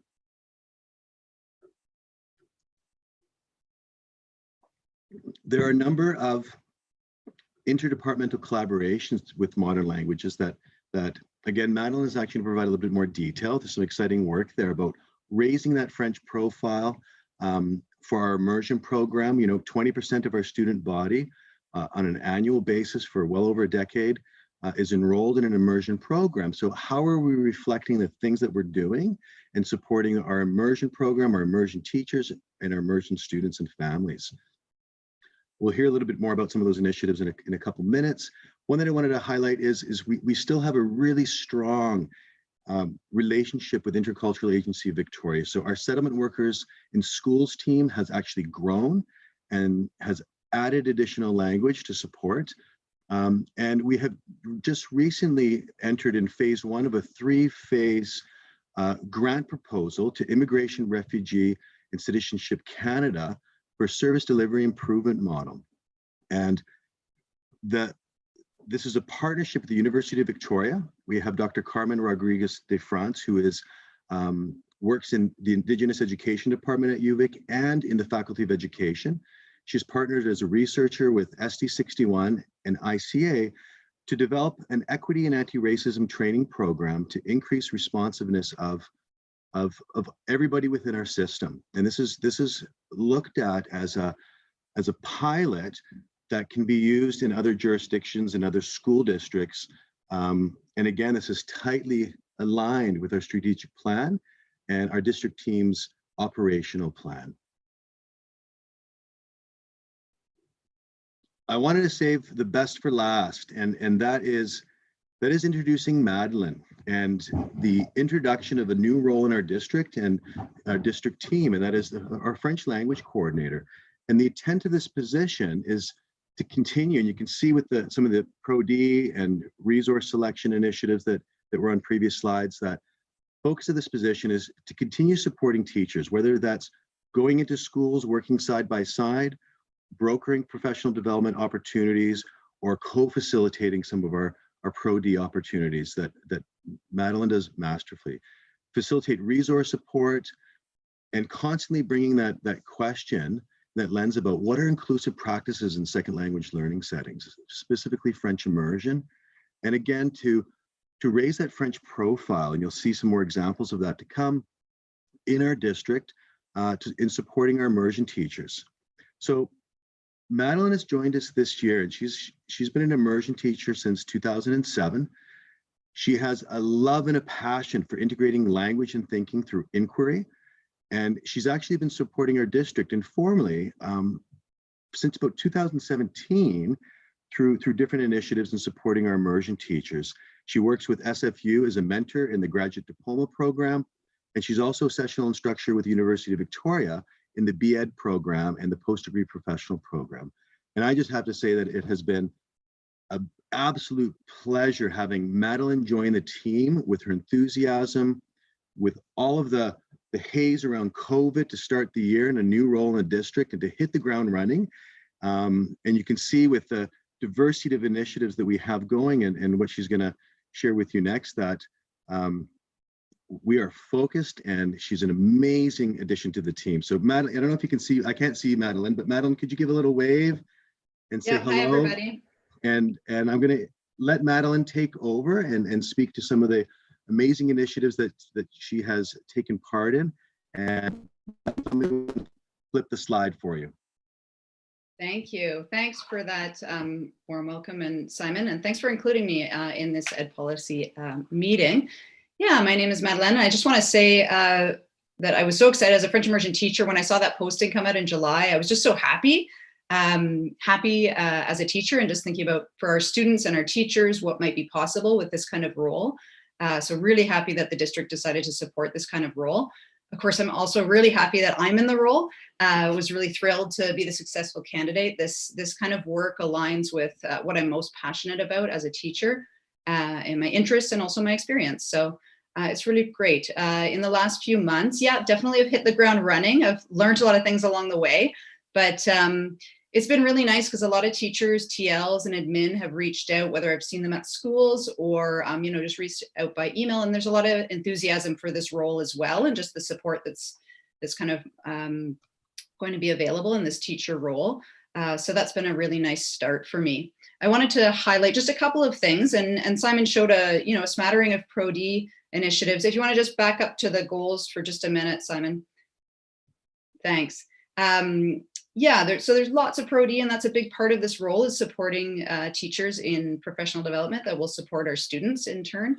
And one of the projects that, or one of the Pro-D series that I think really aligns with our strategic plan and supporting inclusive practices is a second language literacy series that we're putting on. That's going to started last month. It's going to go until about March. And this is kind of originally hatched with Anne-Marie Bilton, who's a language coordinator in Burnaby, someone I've worked with for a couple of years now, and a sessional at SFU, and a team at SFU, in fact, of literacy specialists to really support those early literacy, language teachers in that early literacy years, so kind of M3, kindergarten grade 3. And when I chatted with Anne-Marie about it and in chatting with Simon, we thought, no, we really need to offer this to all of our teachers, K to 12.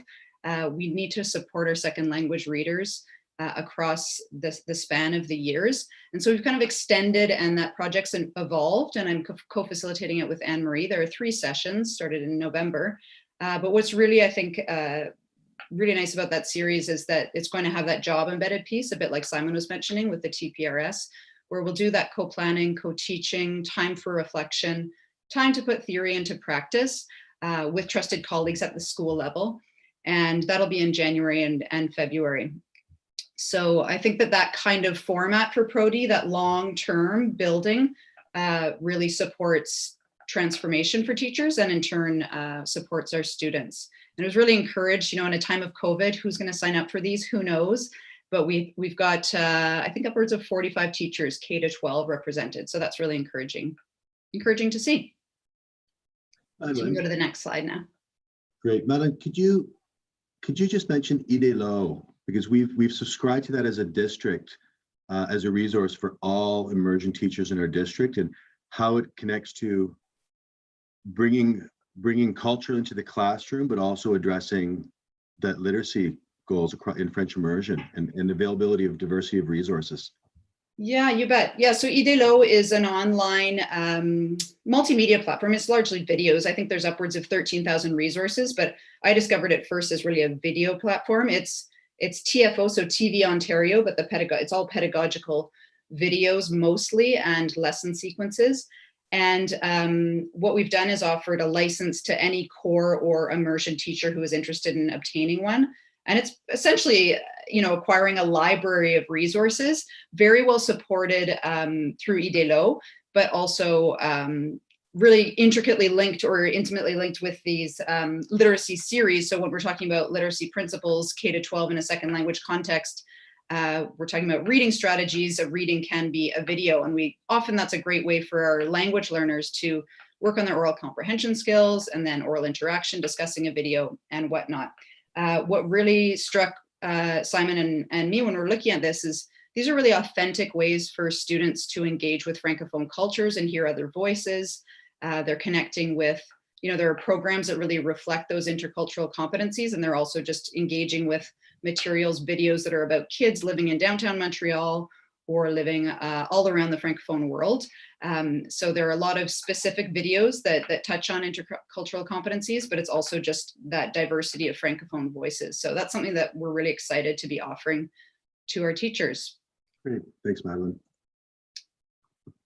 So yeah, I said that the teachers, TLs, admin, everyone's been really welcoming, and another really nice thing for me, at least, has been how welcoming the members at the board have been in terms of, district team and the different departments.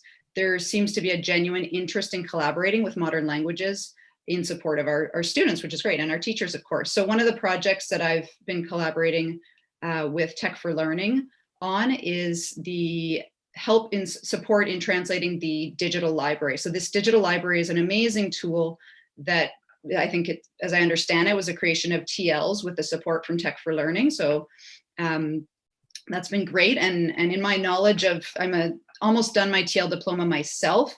And this in and of itself is quite rare to have a district that has a digital library. So I've come to realize how unique it is and how great it is. For now, the English, like the middle school site, for example, has French immersion more as a subject, when really what our goal would be to have French immersion as everything you do is in French, whether you're, determining the credibility of a source or doing coding, digital citizenship, listening to a podcast, all of those things could be done in French, much like they might all be done in English for a student in an English program. So we're translating that, and that doesn't mean just translating the words and offering the translations, but often seeking tools and seeking sites that don't exist in English that are made by Francophone, voices and authors. So that's a big project. Then we hope to have that off the ground in January, at least a start. And then we'll look to doing the same for the e-library, elementary library and secondary, if it warrants it. And again, these are already great sites, but we're enhancing really those opportunities for French. I'm trying to advance the slides, but you have to do that. Thanks. So the next project that is really dear to my heart is author visits. This is something that I came to really love as a classroom teacher. And so we're building on some author visits that we've offered in the past, of course, going virtual this year. And for me, author visits are really the gagnant, they're really winners, both for teachers and for students.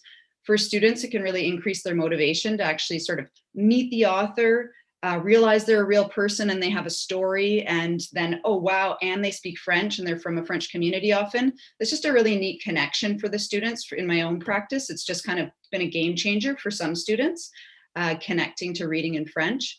And it's a really great opportunity for teachers to become more familiar with different Francophone authors. Again, translated books from English to French are also wonderful, but it's really important for students to learn different Francophone authors and voices because they reflect those cultures.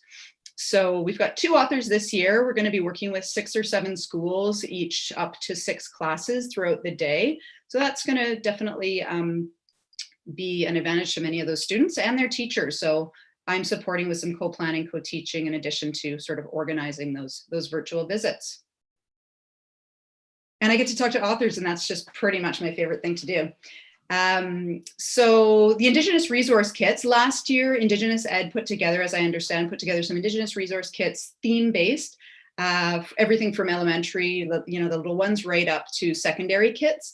And I think, as I understand, Indigenous Ed and modern languages were already in discussion of, hey, let's offer these in French. These students might be engaging in projects integrating Indigenous perspectives or specific content in a French immersion classroom. So we set about doing just that. They're different than the ones in English, again, because those voices and authors might be different. Some of them are translations, some of them are Francophone authors. And we've now delivered 9 kits to 9 elementary schools. It's been a nice way for me to connect with the TLs and get to a better sense of what their needs are and stay in touch with them. And next, we're working on the middle school kits and then secondary.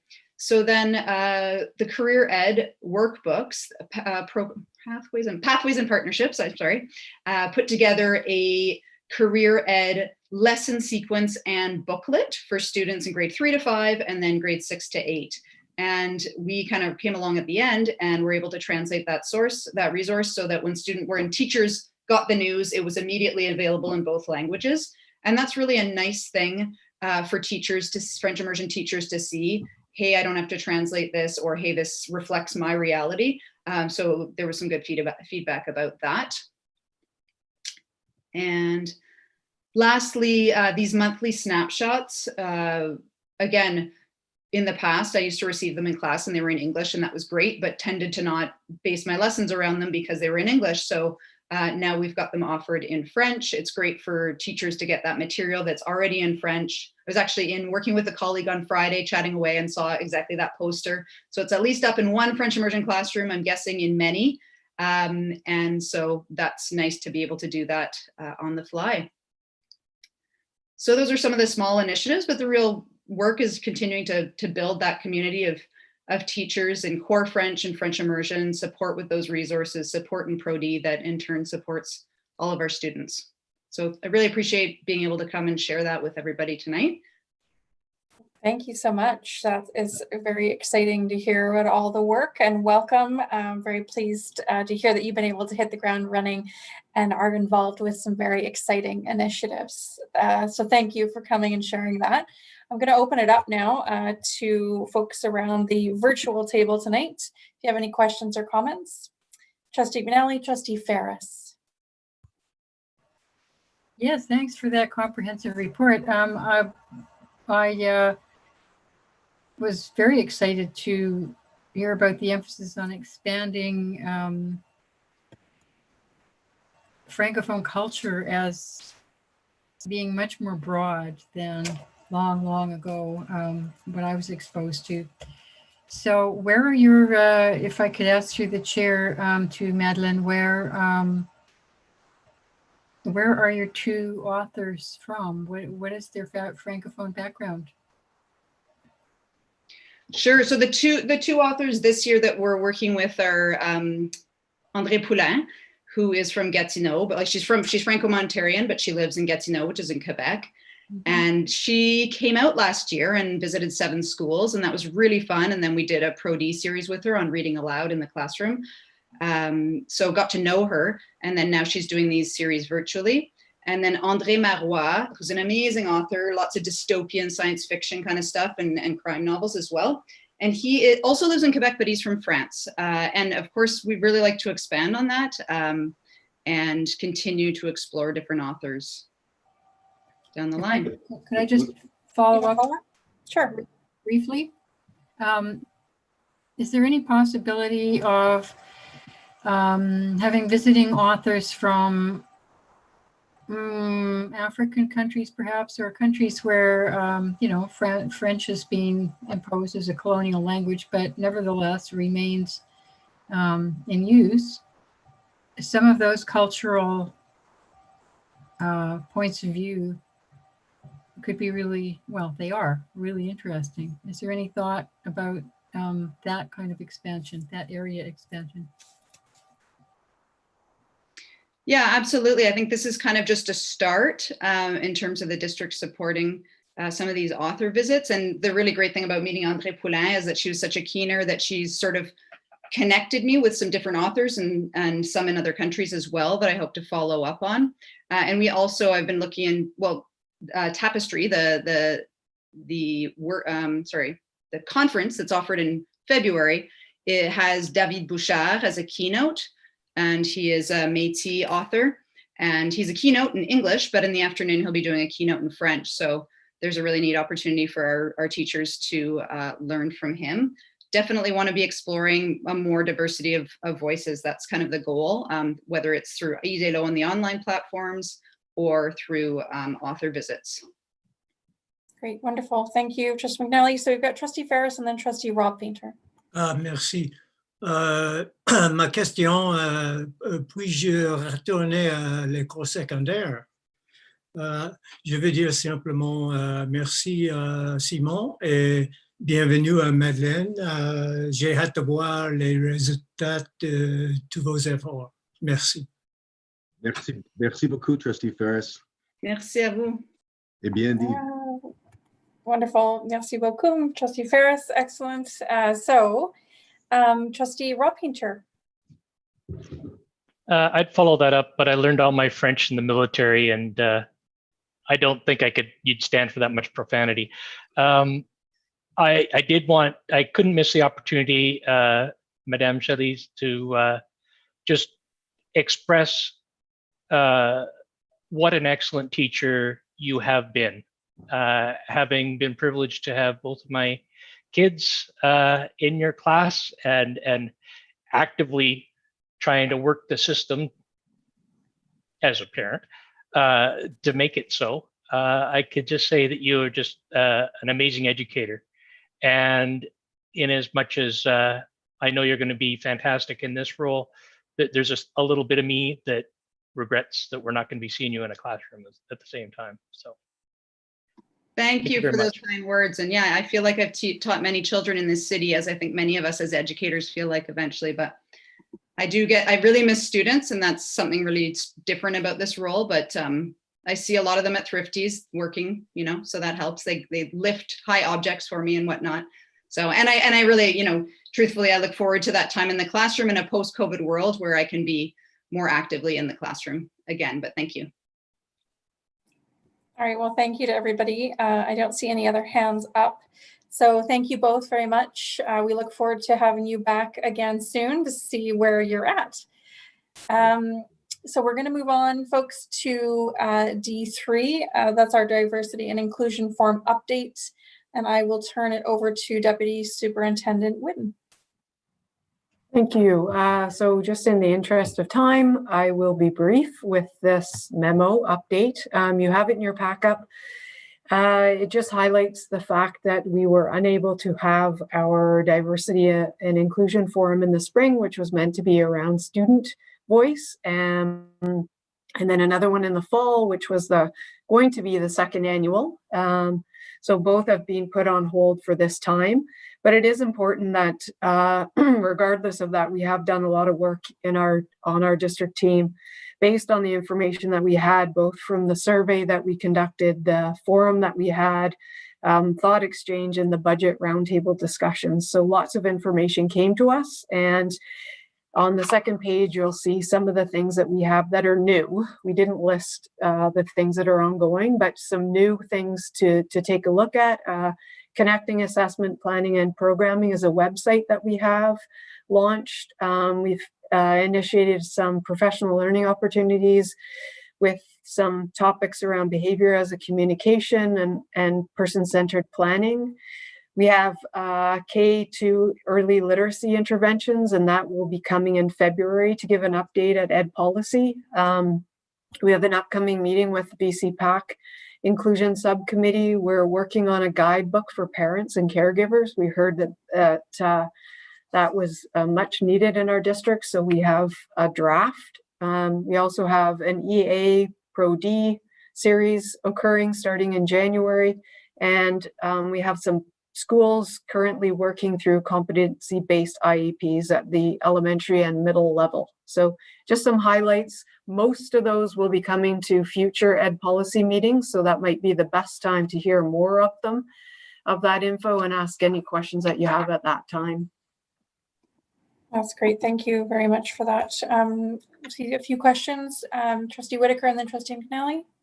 Sorry, and I will try to be quick, but I did have in my notes here the competency IEP inquiry project. Can you just give me like a quick and then I can ask more questions later, but what are we, sorry, I don't understand what we're doing there. I'm curious. So so we have competency IEP is different than what we've come to know as the typical IEP. We're looking at competency-based instructions. So we have 2 middle schools that are looking at bringing this forward, and I think 2 elementary at this time. It's just in the early stages, but a lot of Shelley Moore's work is around a competency-based, strength-based IEP process. So we're just launching that, and district team members, mostly with Tammy Renyard at the lead, is taking that forward. And so with the other IEP, as in regular IEPs, there will be the parent consultation process or component to it as well? Yes, very much so. Excellent. Thank you.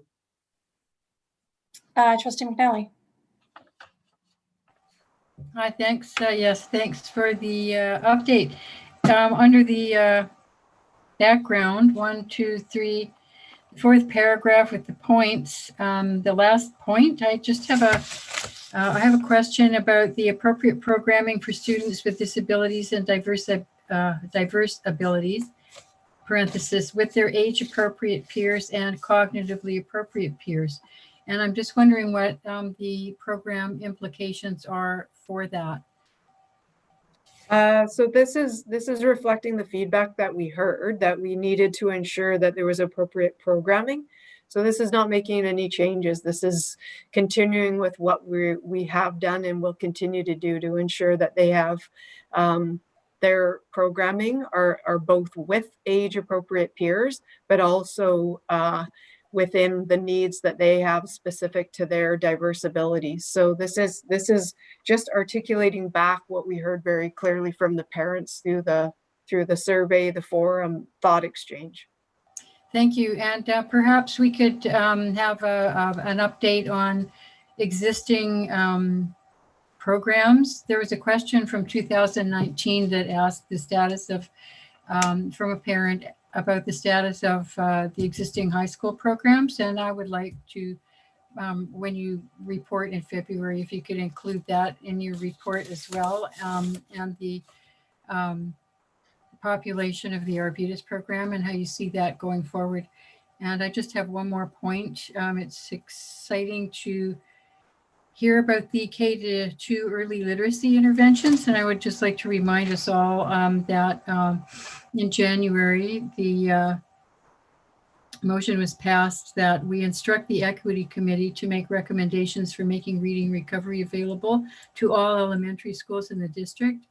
And perhaps, I know it's been difficult for committees to meet, but perhaps the timing might coincide with your February update. Thank you. Yeah, thank you, Trustee McNally. Yeah, thank you for that reminder as well. It's certainly on my agenda. I expect it's going to be coming back through through ed policy once Equity has had an opportunity to complete its review of the motion and put together any recommendations for us and ultimately the board. Is there anything, Deputy Superintendent, that you wanted to say in respect of Trustee McNally's comment? Not right now. No. Yeah. Okay. Thank you. All right, folks. I don't think see Ryan has Trustee Painter. Thank you. Thank you. And Trustee Ryan Painter, the floor is yours. Thank you, Deputy Superintendent. Appreciate it. I just had 2 points that I wanted to comment on. Number one, obviously, the additional mental health supports for students is fantastic to see that being highlighted here, but also very interesting to note the highlight around additional ADHD behavior supports. One of the first pieces of advocacy that the new board brought forward in 2018 was around ADHD supports, and so I think it's super pointed that this be here. And perhaps it's late at night, and I'm just missing the disconnect in terms of the initiatives from where that piece of information is kind of at the top. Where is that being connected to in terms of the initiatives that are rolling out? Or maybe I'm missing it. Yeah, no, it's so we do have our learning support teacher series, and we're working through first and foremost looking at behavior as communication and the person-centered planning, but we have future series or future learning opportunities laid out. And I don't know that one in specific will address ADHD in its singular item, but it certainly is built into our learning series for the learning support teachers throughout the year. So there's not a direct, each of these bullets doesn't directly tie to each of the bullets on the second page. They're highlighted areas that we as a team are looking at and ensuring that we're either maintaining the current supports or adding new ones in based on what we heard. And if I may, Chair, I appreciate that answer, Deputy Superintendent, and I would strongly like to encourage there to be some alignment to that ADHD focus, just because it is such a challenging thing for parents and teachers to get a hold on to. It's an important place of alignment. So thank you for that. Great, thank you for your question. Okay, so folks, thank you everyone for their questions. We're going to move on to D4, and this is the Advocacy Committee update, which the Chair of the Advocacy Committee, Trustee Whitaker, will be presenting. Thank you. So again, in noting the time, we have a full other agenda to get through. There is a report there for you. Essentially, we have reviewed the motions, and you can see there that the Advocacy Committee has considered the tasks around assessment through COVID and has made the determination that at this point we don't need to do something further, because the majority of students within our district have returned to full-time in-class instruction and are being assessed under normal guidelines. Teachers are assessing and reporting on students as per the BC Student Progress Report. And for those students that have returned to the hybrid or the remote option, their teachers are assessing and reporting as well as per the BC Student Progress Report, and we are in compliance that way. But it should also be noticed that currently elementary schools are reviewing the assessment and reporting guidelines throughout this school year, and we may see a shift starting next year in the proficiency scales for grade 4 and 5, which the board will receive a copy of. Thank you, Trustee Whitaker. Are there any questions about that update? You'll note that was focused very much on that one motion that was still with the committee. Trustee Ryan Painter. Not a question, just a thank you to Trustee Whitaker for the update in the report. I really appreciated reading through it and the foundations in which the report was put together. It was appreciated the advocacy pieces that you're looking at. Thank you. Great, thank you. Okay. Do we have any notice of motion? We have one I know of. Trustee McNally, the floor is yours to, if you wouldn't mind just read out the notice of motion, and then we can. Thank you, Chair. I've provided to trustees and I believe senior administration, I've provided a document with the background, the rationale and the alignment with the strategic plan, which I won't go through right now. But the motion reads thus: that the Board of Education, School District 61, Greater Victoria, direct the superintendent to staff early childcare / childcare before and after school programs with first consideration to CUPE 947 members who apply for the positions, and further, the CUPE 947 EAs immediately / as soon as possible be offered the positions at their current hourly wage before wide advertisement or School District 61 staff contracting with other community providers. Thank you, Trustee McNally. Notice of motion for the board. I believe this is an emergent issue. Thank you, Chair. Thank you so much. Do we have any general announcements? All right, hearing none, I will turn it over to the presiding officer, aka the chair of Ops, Trustee Leonard. Thank you and good evening. And I'm noting right off the bat, it's 9:05 as we're starting. So we are going to try and move through in a fairly orderly and timely fashion. I will just acknowledge to the people watching, if anyone's out there in YouTube land, that the voting members of this committee are Trustee Ann Whitaker, Trustee Rob Painter, Trustee Angie Henza, myself, and ad hoc board chair, Trustee Jordan Waters. So the trustees that were voting in the previous meeting no longer, or except for Trustee Waters, are no longer able to vote in this section. So having said that, could I have approval of the minutes of the Operation November 9th meeting? Trustee Whitaker. I have an amendment. An amendment, yes. Yeah, if you look at 8.1 and 8.2, I don't believe that these motions were carried unanimously. Here's the further joint. I guess maybe it's the way that they're written here, but my understanding is that these were all tabled. They were. You are right. None of them made it on the floor. So maybe we can have the Secretary Treasurer or Kelly reflect that as corrections. Thank you. Wonderful. I was losing my mind there. Thank you. You are right. So would you like to approve the minutes as amended? Thank you very much, Trustee Whitaker. We'll move forward. Any business arising from the, oh, Trustee Painter? Trustee Rob Painter. Yeah. My apologies. I've got two computers going here because otherwise the print is too small and I keep forgetting. I try to use my right hand mouse to move my left hand computer. No problem. Page 40. This is a real, a fly poop in pepper sort of thing, but it refers to Trustee Painter with an I making the presentation rather than myself, and Trustee Painter with an I has bared enough challenges being mistaken for me for. Nope, that's awesome. And that is true because we have two trustees with the same last name, so that's a good catch. So thank you very much. We will correct that as well. Any business arising from the minutes? Seeing none, we will move to, we've done the presentation, nothing from the superintendent, nothing under personnel, that's JK. We're moving to the policy. So we have a number of policies to get through. Yeah, sorry, I couldn't unmute. I don't believe we've actually approved the agenda as amended. Sorry. Oh, I'm just flying through this, hey? Yeah, and I guess I would also ask, the 8.1 was Trustee McNally's motion that was tabled, I thought, until this meeting when she was in attendance. And it was not added, was it? No, it was. I don't think so. Just a minute, just a minute. It is, okay. It is It's later. on today's agenda?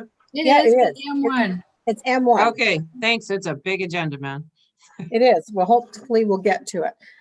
So the agenda was approved earlier, so this would be approval of the minutes as amended. And Trustee Whitaker moved it. So all those in favor? And the minutes are accepted. Thank you very much. Now we're moving to policy. So we're going to start with 9360. And if I can remind the committee, this is the 4th month we've gone through 9360. We did a third of it in September, a third of it in October, a third of it in November, and we would like to wrap it up tonight if at all possible.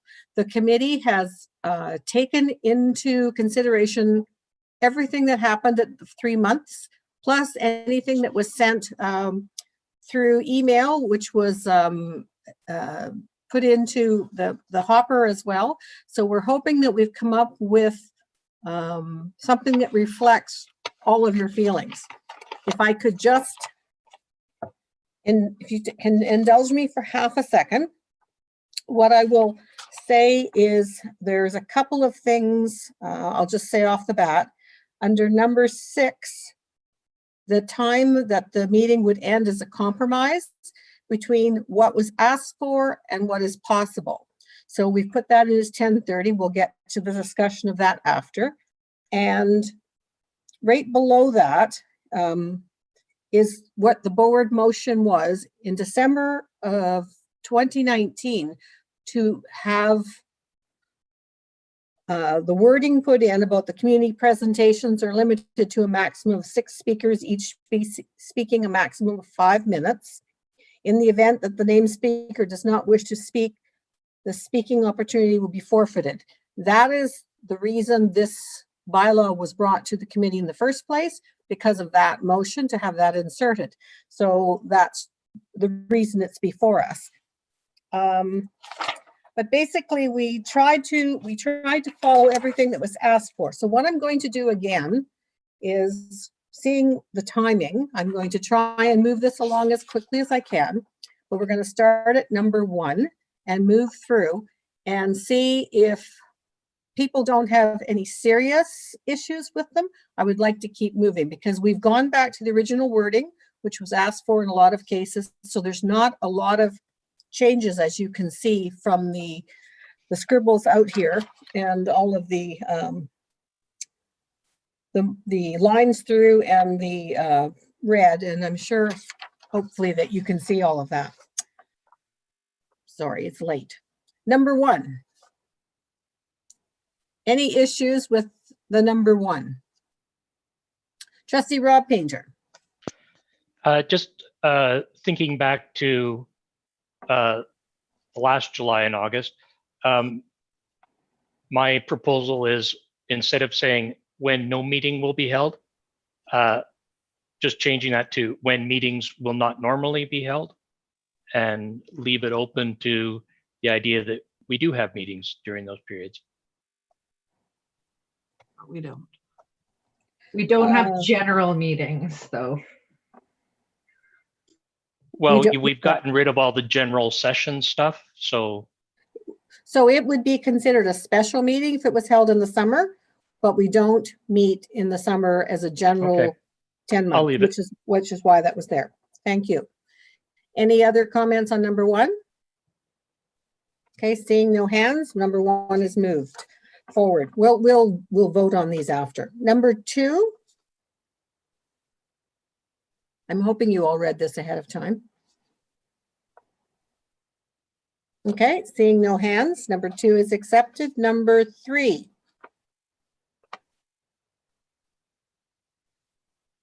Trustee Whitaker? Thank you. And maybe I'm being niggly, but I just want you to change a couple of clauses. So instead of it saying at the meeting following, the chair will appoint, I think it should be at the meeting following, after first canvassing trustees, for instance, or interest, the chairs will appoint. Just whatever. It just sounds chunky either way.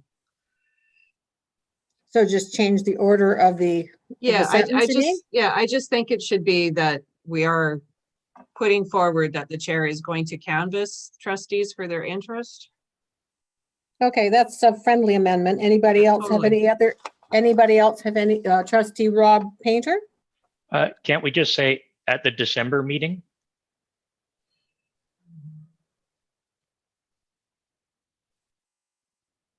Does that address Trustee Whitaker's issue? Well, it provides a month for canvassing, so. I don't care. Well, what we'll do is we'll talk about that in a second. It's not a huge point. We can move on. Number 4. Trustee Rob Painter and then Trustee McNally. I actually looked at my brand spanking new Robert's rules for what extraordinary means. And the only place it exists is in the index, from what I can tell. It says see special. So I think we're just getting redundant here. I would move to strike or extraordinary. Trustee McNally? That was my point as well. There's no, it's redundant and there is no definition of extraordinary meetings. So I could see interesting discussions about, what is the difference between an extraordinary meeting and a special meeting?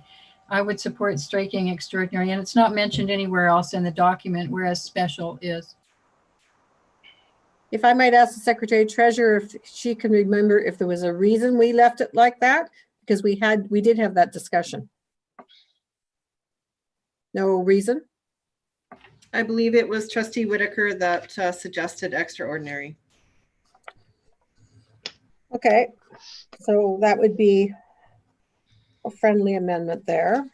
Okay, number 5.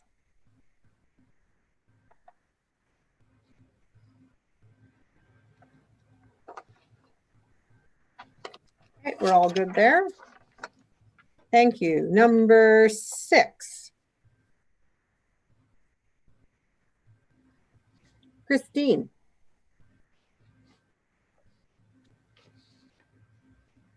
Can you unmute? Hi. There, thank you. Yeah, in section 6, I'm just looking at it, and in a time like this, when we have a speaker that possibly would show up, would be named to show up on the agenda. Perhaps they get COVID, who knows? And suddenly they can't turn up, but someone else could for the group. That means that group or that whoever that representative, that group will not have a representative, which is a concern for us, for VCPAC. It's a concern as well for us, as we are a parent group for parents of the students within the district, and we have often more than one child with illnesses, with issues, and maybe all our plans went awry. Maybe our babysitter left or couldn't come. These things are part of life, and I think the intent of the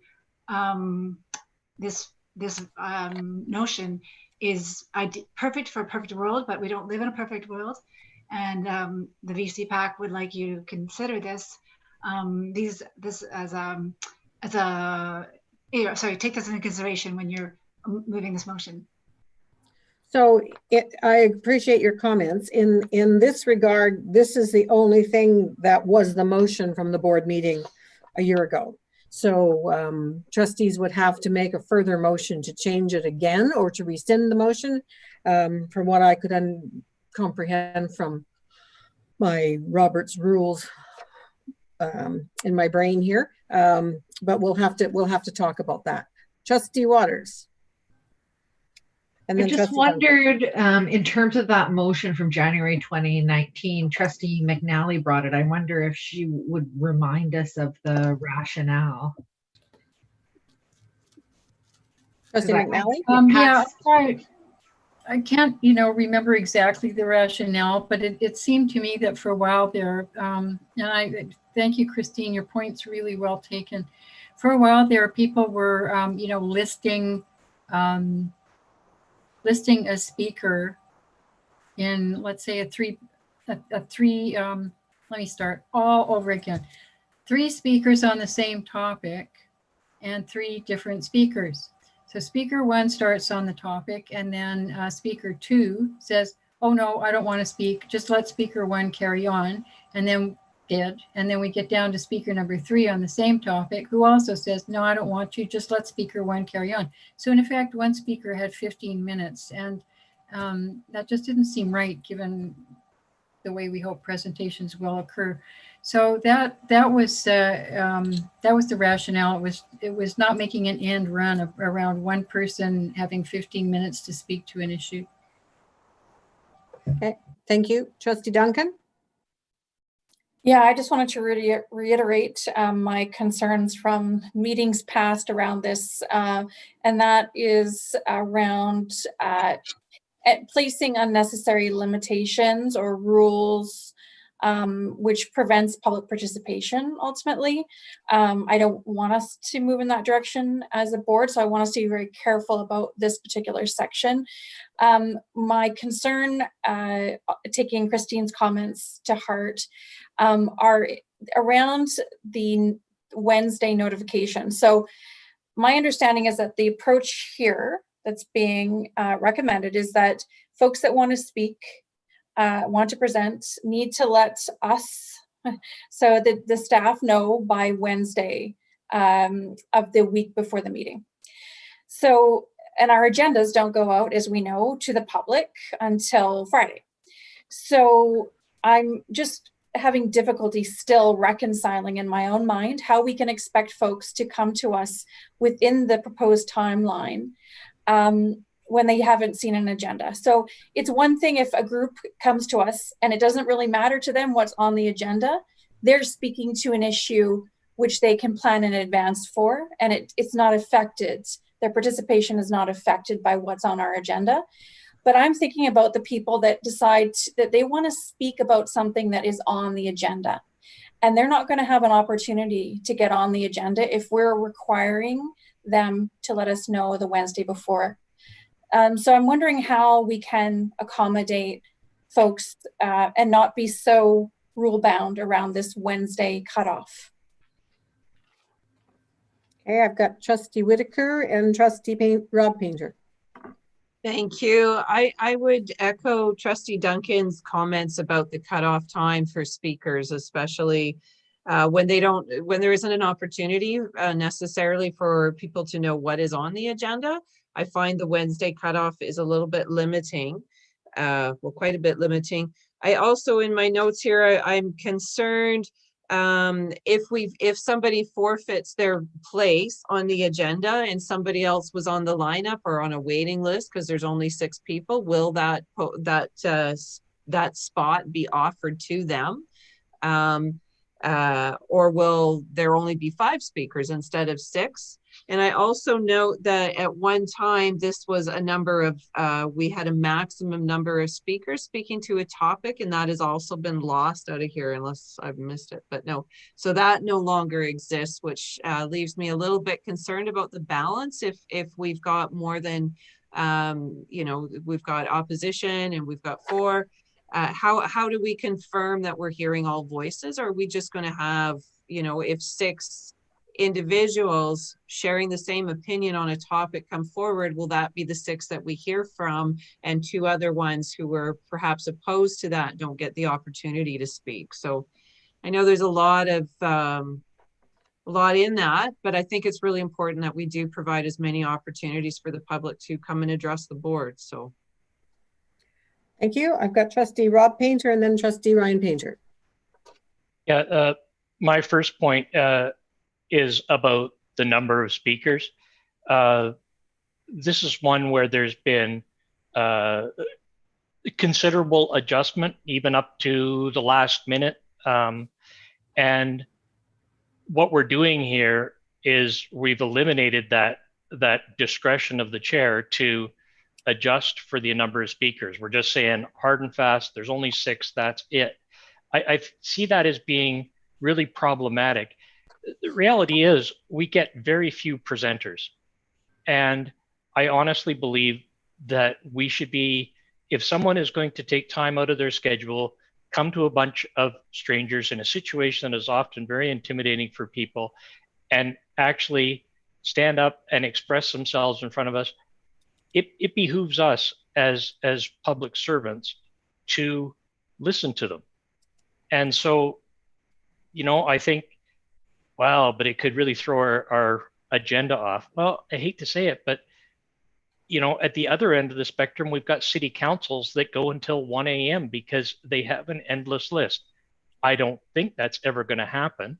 And maybe we want to call another meeting, because if we've got something that is sufficiently contentious that we're going to have, dozens of speakers lined up to talk to us, first off, we need to listen to them. We can't assume that each one is going to say the exact same thing.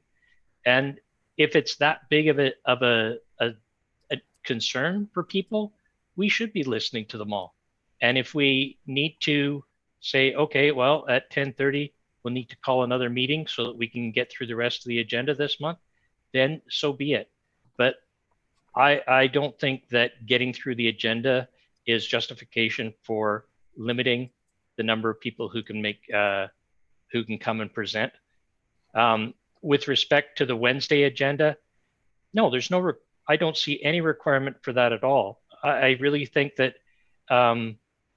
it's a simple matter. If you put your name in ahead of time, you're going to make it onto the agenda. And if you're a late addition, then the chair will announce you as an addition at point whatever of the agenda. So I really think that that can be easily addressed. And Okay. I think that there's another way to word the direction around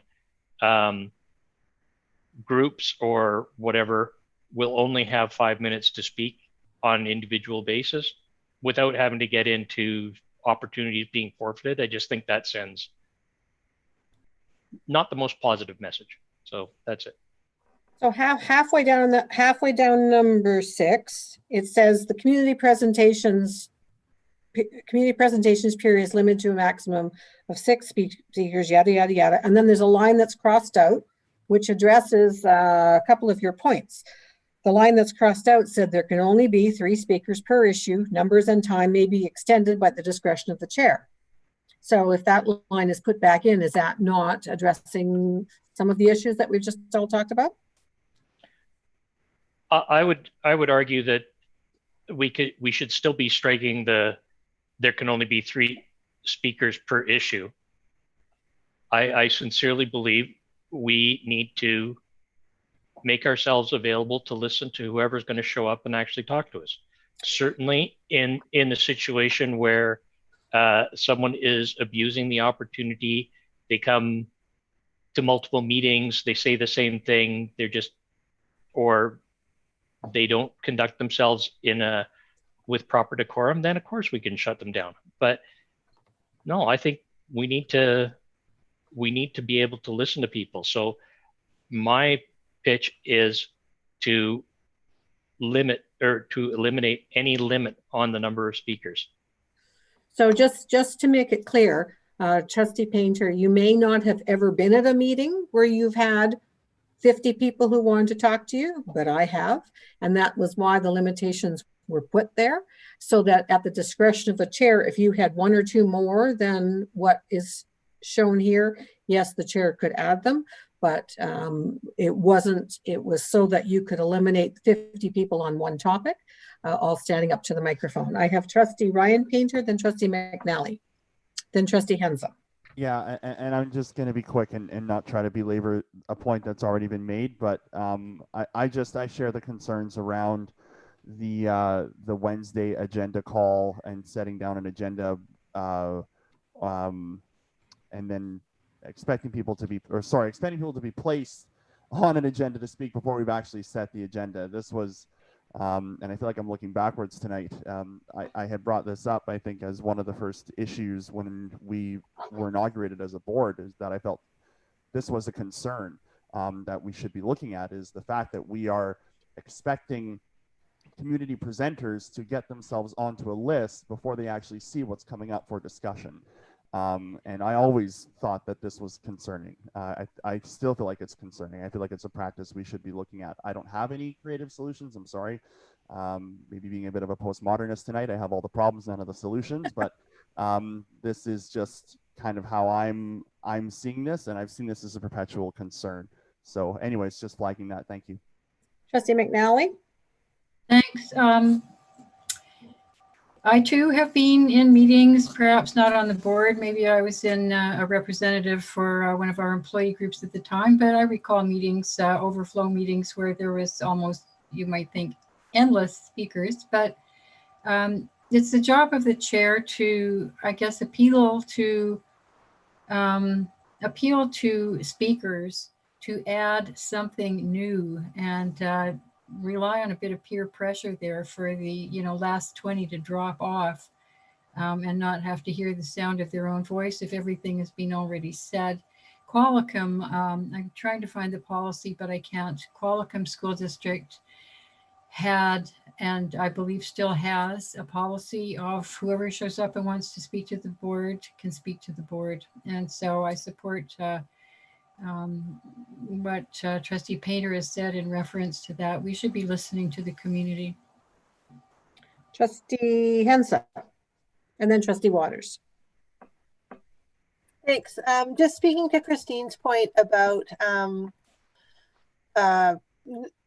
life happening and not being able to show up. I think that the way the policy is currently written, in the event that the named speaker does not wish to speak, speaking opportunity is forfeited. I don't think that precludes that if a speaker can't make it, they can hand off their thing to somebody else. To me, this sounds like if I'm sitting in a seat and I choose not to speak, then I don't get to hand it off to somebody else. I think it's different than saying I can't come, as I'm there and I choose not to speak. So I like the way it's written right now as per that issue. Thank you. Trustee Waters? I want to thank everybody for their comment and those who sent them in ahead of time in email when we were circulating this, because it is complex.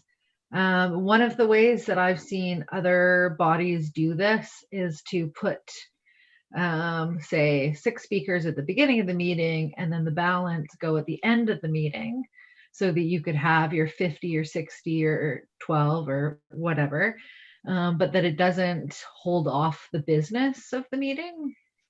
I mean, ideally, everything on a board meeting agenda, which is what we're discussing here in this policy, has come through a standing committee.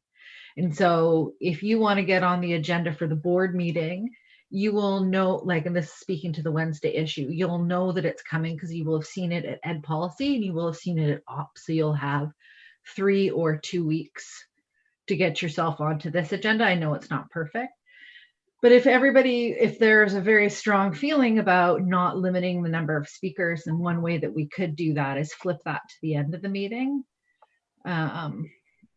Because I do have concerns about asking our staff and our board to make important decisions at 11, 12 o'clock. I know city councils do it. I don't think they're doing it well. You know, some limitations might be wise, or at least organizing the agenda to sort of support that our presentations are received at a time when everybody's able to focus on them. So just some ideas. Thank you. Okay, thank you. So if there's nothing else under number 6, we're going to move to number 7 right now. Trustee McNally, is it number 6, I hope? I mean, number 7? No, it's short. This is why it's back to general meetings of the Board of Education commence at 7:30. This is, why don't we start at 7? Because we've already had this discussion, and because of in camera before. Okay, never mind. Got it. And people working, we looked at the backup and we couldn't do it. Trustee Rob Painter, it better be quick. Yeah, number 7, my move is to retain the last sentence. I appreciate it's not about the board meeting itself, but it provides a rationale for why we're encouraging people to go to the committee meetings. Which last sentence? During the standing committee meetings, members of the public make presentations, and discussions often ensue with committee members, stakeholder groups, and staff. Oh, the last sentence of the first paragraph. Yeah. Well, yeah, sorry. Okay. Any other comments for number 7? Trustee Duncan.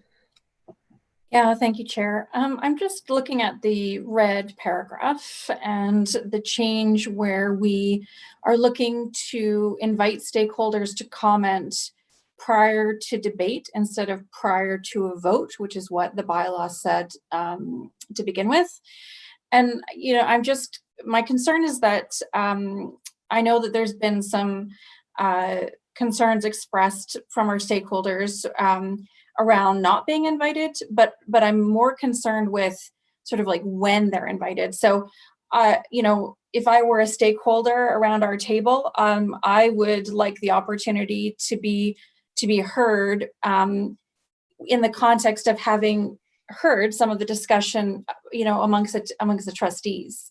And so being able to be invited to be heard prior to a vote, rather than prior to any debate, I would prefer. So I'm wondering if we can ask the stakeholders around the table tonight whether they have a view on this. But I don't think that would be appropriate because this is the board's business, and so at one point in time they were never asked to even make a comment. So we've actually, in the last round, we have put them in to make sure that they have the opportunity to comment before the board debates, and that's the appropriate place because we are elected to do the debating, and we don't want them to be involved in the actual debate that sometimes goes to and fro and back and forth. So that's the rationale.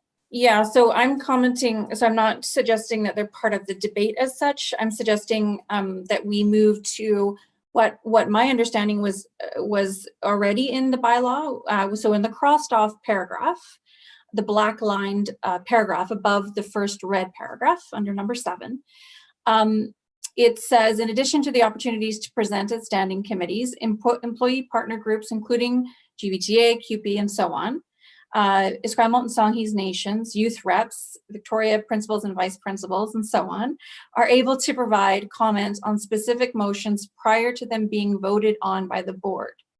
The board chair will ask stakeholder reps whether they would like to provide comment on motions prior to the board considering the motion.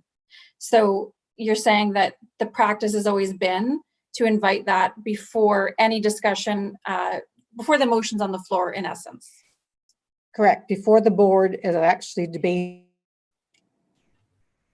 the motion. Because once the board has started the debate, then they are part of the debate, and that is not appropriate. Yeah. Okay. Then I guess my only concern then around this one, having clarified that point, is just around the 2 minutes part.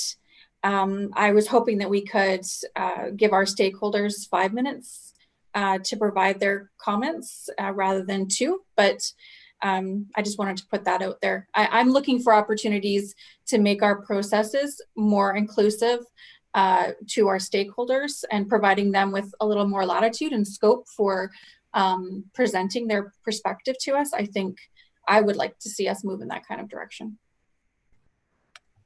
Okay, any other comments on number 7? Okay, we're going to move to number 8. Nothing on number 8. Oh, I got a hand there. Mr. Painter. Rob. I wouldn't want to skip one. My proposal on the first line with shall and may is to strike them both and just add an S to fails. I think that gets the point done just as easily. And the other part is I would move to strike all of the proposed language and reinstate the original language. 2 concerns. One is that the agenda can be shuffled by a regular vote of the board at any point. So it's already an option. The concern I have about agenda items not being concluded at the meeting will be placed on next month's agenda is that it's very uncommon for us to not have a busy board meeting. And to think that we are going to get partway through a board meeting and then leave a bunch of stuff for the next month, I think we're creating a logjam for ourselves. I believe this, which honestly, I'll have to defer to someone with your experience to find out if it's ever been used, but I think it's a safety valve that provides us with the means not to have to rush through anything, that we can actually sit there, we can deliberate, we can actually think hard about what we are planning on, knowing that we're still going to have time to get through the other items and give them thoughtful consideration before making decisions. So one of the rationales for the wording the way it is now is in the event that the meeting was running late and we had too many items to cover and we couldn't get through them, we could prioritize, put the things that must be done ahead, the things that not so much of an urgency, but it also gave transparency because we've given it put it on another agenda where the public knows what's coming in enough of in advance that they could attend the meeting and get the paperwork. If we just defer it to within 1 week and we're rushing to get those items then put in within a week, the public does not have the time and the turnaround time to be able to keep up with where we are and what's coming on the agenda. That was the rationale, is that it actually put it onto a full board agenda in an upcoming time where they had time to absorb what was coming. That was the reason. I think that any additional meeting is still going to have to meet the minimum 48-hour requirement for notice, have agendas go out in advance, etc. So I do believe that we have that capability. And again, this hasn't had to be used, but I think it's important to keep it there, simply because we are going to create a nightmare for ourselves 2 months down the road with items that we're just not getting addressed. Okay. We're moving on to number 9. So any issues on number 9? Trustee Duncan. Yeah, just again, I'm wondering why we are further limiting when a trustee can present something for inclusion on an agenda. I previously it had been Wednesday, and then, you know, obviously keeping in mind that a trustee can bring something from the floor as well. I'm not sure why we're moving that back to Tuesday. We were trying to give staff more time with our full agendas to get things ready and prepared for the board. They are, I believe, they're struggling now to get things to us in a timely fashion. Hearing what was said by trustees at the last ops meeting, I've had a conversation saying I would like nothing on my agenda for ops that doesn't have the full package attached to it. So they're trying to keep up with that and get that ready for us. And this just gives them 1 extra day in order to get the package ready for the trustees. So that was why we moved it back. Originally, the timing was suggested to be Monday, and we said that that probably wasn't doable. So we would attempt to try to have Tuesday so that everybody can have the time to get the information and the packages ready for the agenda, which means that they're under pressure too to get them into Secretary Treasurer for the agendas before a day ahead too. That's Sorry, I guess I'm just envisioning trustees what we normally would be giving to staff and to the chair of the relevant committee or to the board, or our motions, right, where the trustee is prepared the motion and the rationale, and what's required of staff is to include it in the agenda as an item. And so that's where I was confused, wondering why we would limit the amount of time trustees have to get that prepared. So having trustees prepare it 1 day earlier, in my mind, is not a hardship. If it's on your mind to get ready already, it's more that staff has a time from the ed and ops meeting to get everything ready for the board meeting. Trustee Ryan Painter, did you have your hand up? Oh, sorry, Trustee Whitaker's next. Thank you. So I'll speak along the same vein that Trustee Duncan is. Again, I see this as limiting trustees, and I do hear you speak that this is about staff, but I tend to agree. I don't think that there is anything there. I think staff gets their stuff organized that's coming through ops and ed policy. Anything else a trustee can bring to the table at that time, and as long as the rest of the trustees say that's okay, then that's okay. I think where it says that these items will be provided to the Secretary Treasurer no later than Tuesday before the meeting needs to be struck. I think it's wishful thinking that we will operate this way. I think that I think most trustees understand that it's important for the public to have an opportunity to read their motion, especially if they want to have it passed. But they could and in fact, I believe we've seen it, a notice of motion can come, and that's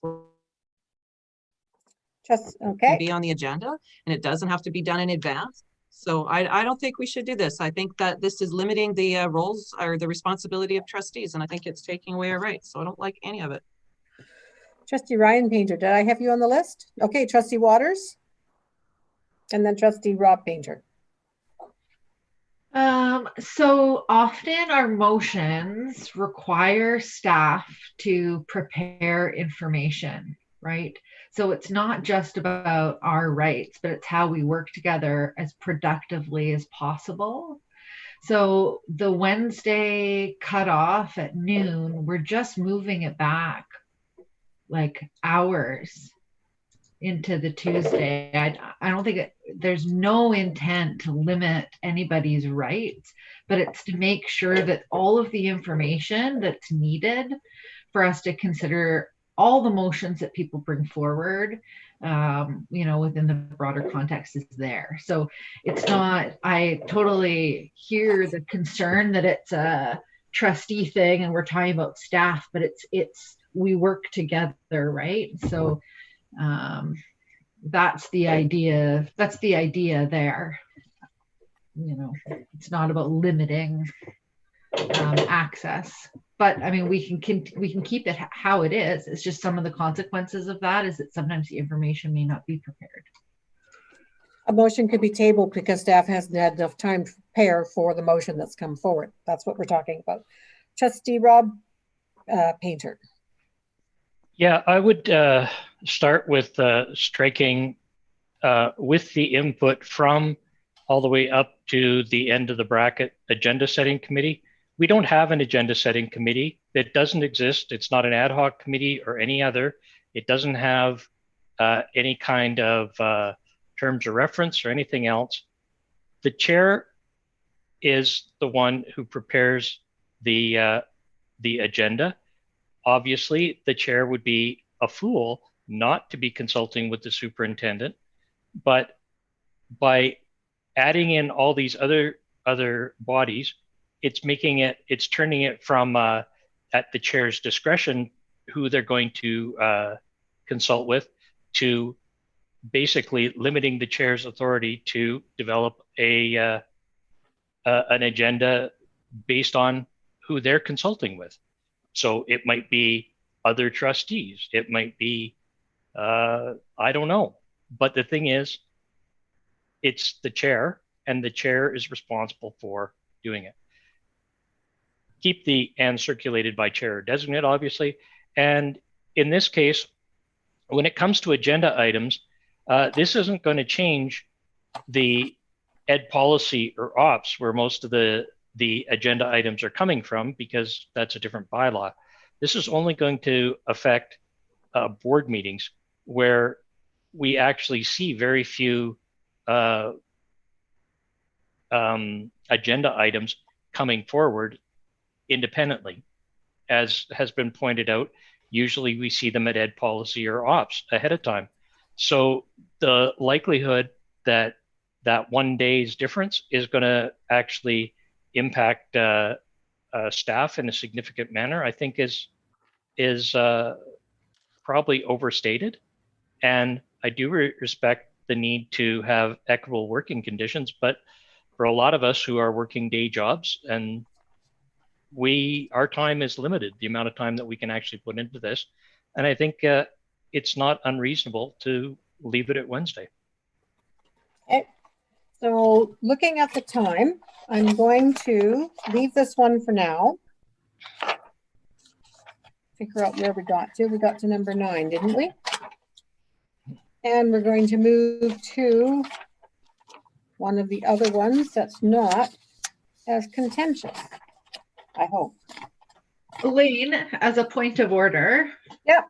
I wonder if next time we come back to that one, we can do sort of a show of hands, because I'm hearing a lot of concern, but I'm not sure where the balance sits. No, so I get it. It's difficult for us when we go back. How do we add things in?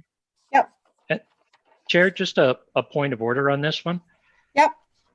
The thing that I'm finding kind of challenging right now is that we've been at this for quite some time, but we make comments and then it's taken back to the policy committee, and then it comes back and we have to start over again. I really think, I'll finish, and then I would love to hear what you have to say. I really think that what we should be doing is what we have done up until now, that the policy committee will submit the draft that they have developed, and it will be up to the respective committee to then take it forward through to the board. That's the way we worked on it in the past, and I'm really not understanding why we're doing it this way now. I think it actually is perhaps stretching out the process beyond what it needs to be.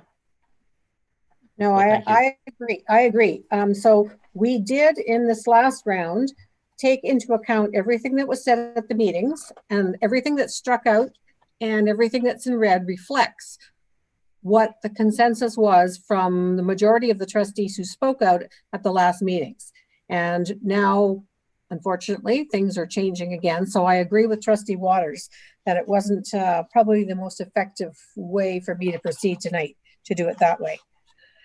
I'm looking at the time, and I know that Secretary Treasurer has, just a second, Trustee McNally for a second. Secretary Treasurer has a number of very important reports that come forward. So can we leave the rest of the policy reports for now and move forward on the agenda? With that, if I can see a nod from Secretary Treasurer Morris, that yes. That is fine with me. I do want to go back to 8.1 and 8.2 in the minutes, unfortunately. Okay. I believe that they are correct as written in your package. Okay, so what did I not read here? Hang on. At the end of the italics on each, we state the motion that was on the agenda, and then we say be referred to the Joint Education Policy and Direction Committee meeting on December 7th, and that motion was carried unanimously to defer or refer. And similarly with 8.2 budget process, we state the proposed motion by the trustee in italics, and after that say be referred to an Operations Policy and Planning Committee meeting no later than April 12th, 2021. So both have been deferred, one to today and one to budget process in April. And both of those were carried unanimously. So the referrals were carried? Yes. Yes. Hey, Trustee Whitaker, does that meet with your approval now that you've read it? Well, I did read it before, sorry. Yeah, maybe what we can do, just the way it is, especially with, I look at Trustee Painter's motion is rather long. So if we can do something to make the actual part, the be referred to, which is the motion that was passed, if we can make that look like something rather than the focus on the other motion. Well, that's what the italics were for.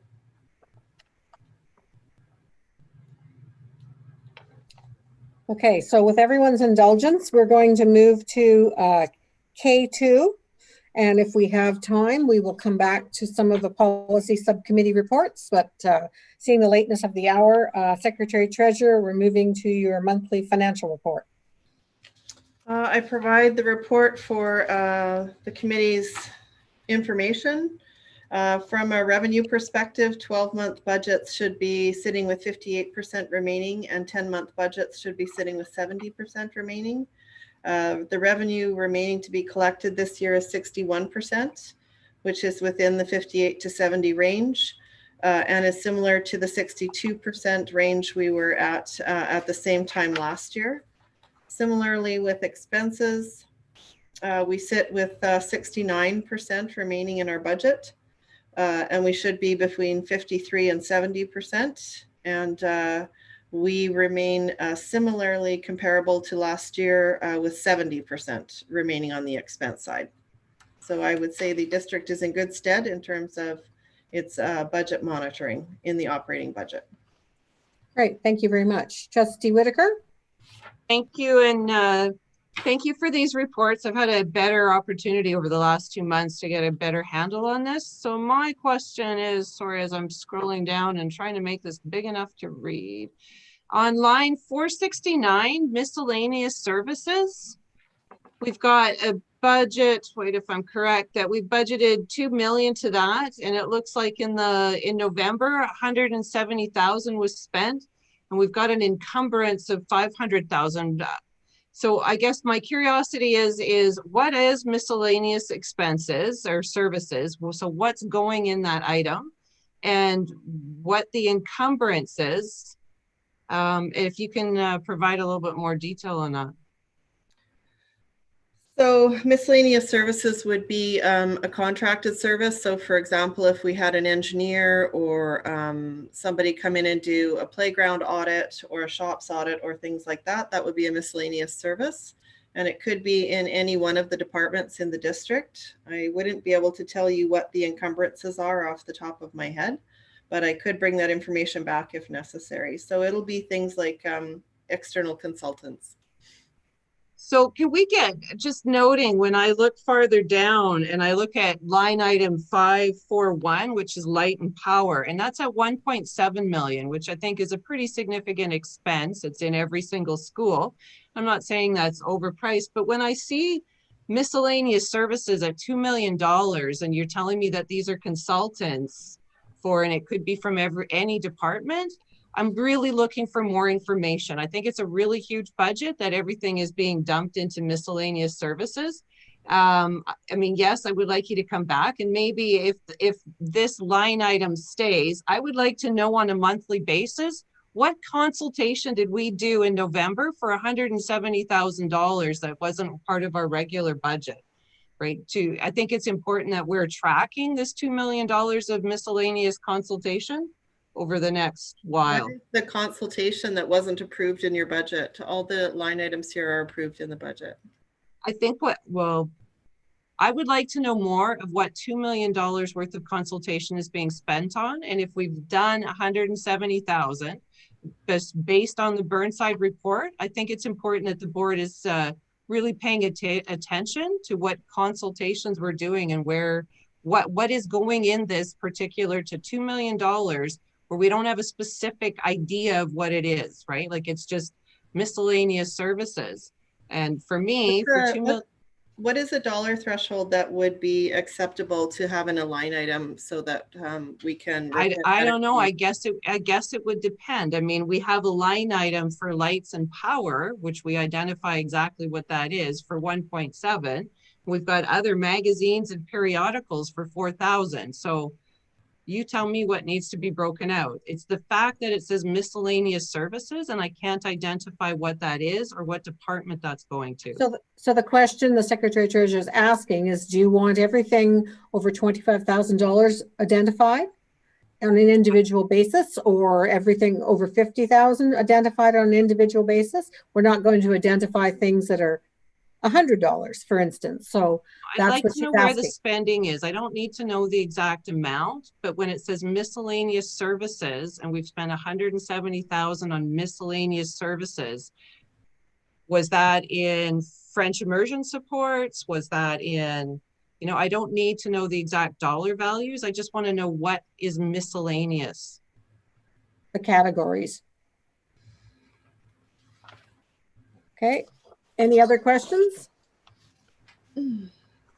Trustee Duncan? Yeah, thank you, Chair.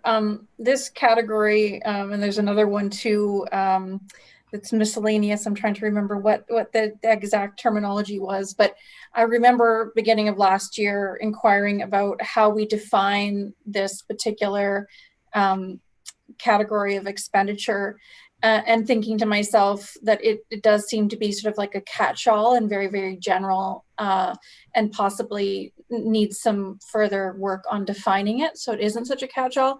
But my suggestion would be that it's broken down by department, just as sort of a way of making it more manageable, but also giving us a little bit of context about where these expenditures are allocated or who they're allocated to on a departmental level or school-based level.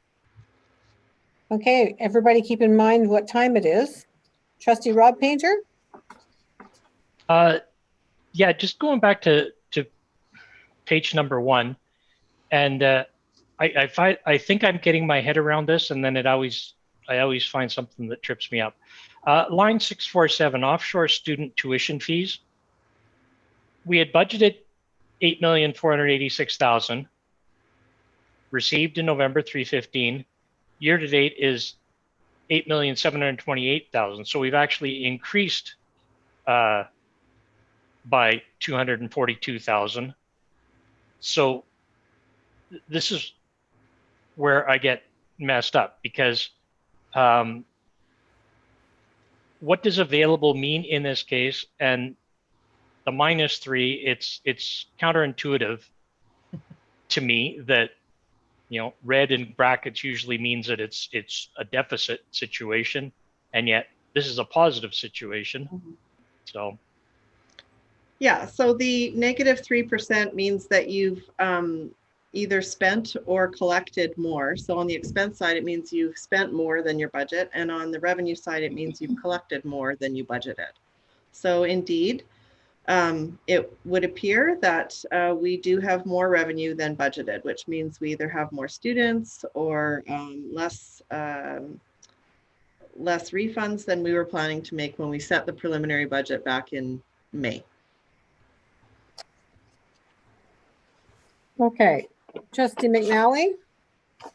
I'm sorry to, yeah, truly, I'm sorry to follow up on that. But when I read across there on the offshore student tuition fees, when it says available, and it is red in brackets, and the percentage available is -3%, all I conclude is that we've overspent and there's nothing left available. In fact, we're going to have to find 3% somewhere else because the percentage available is in the negative numbers.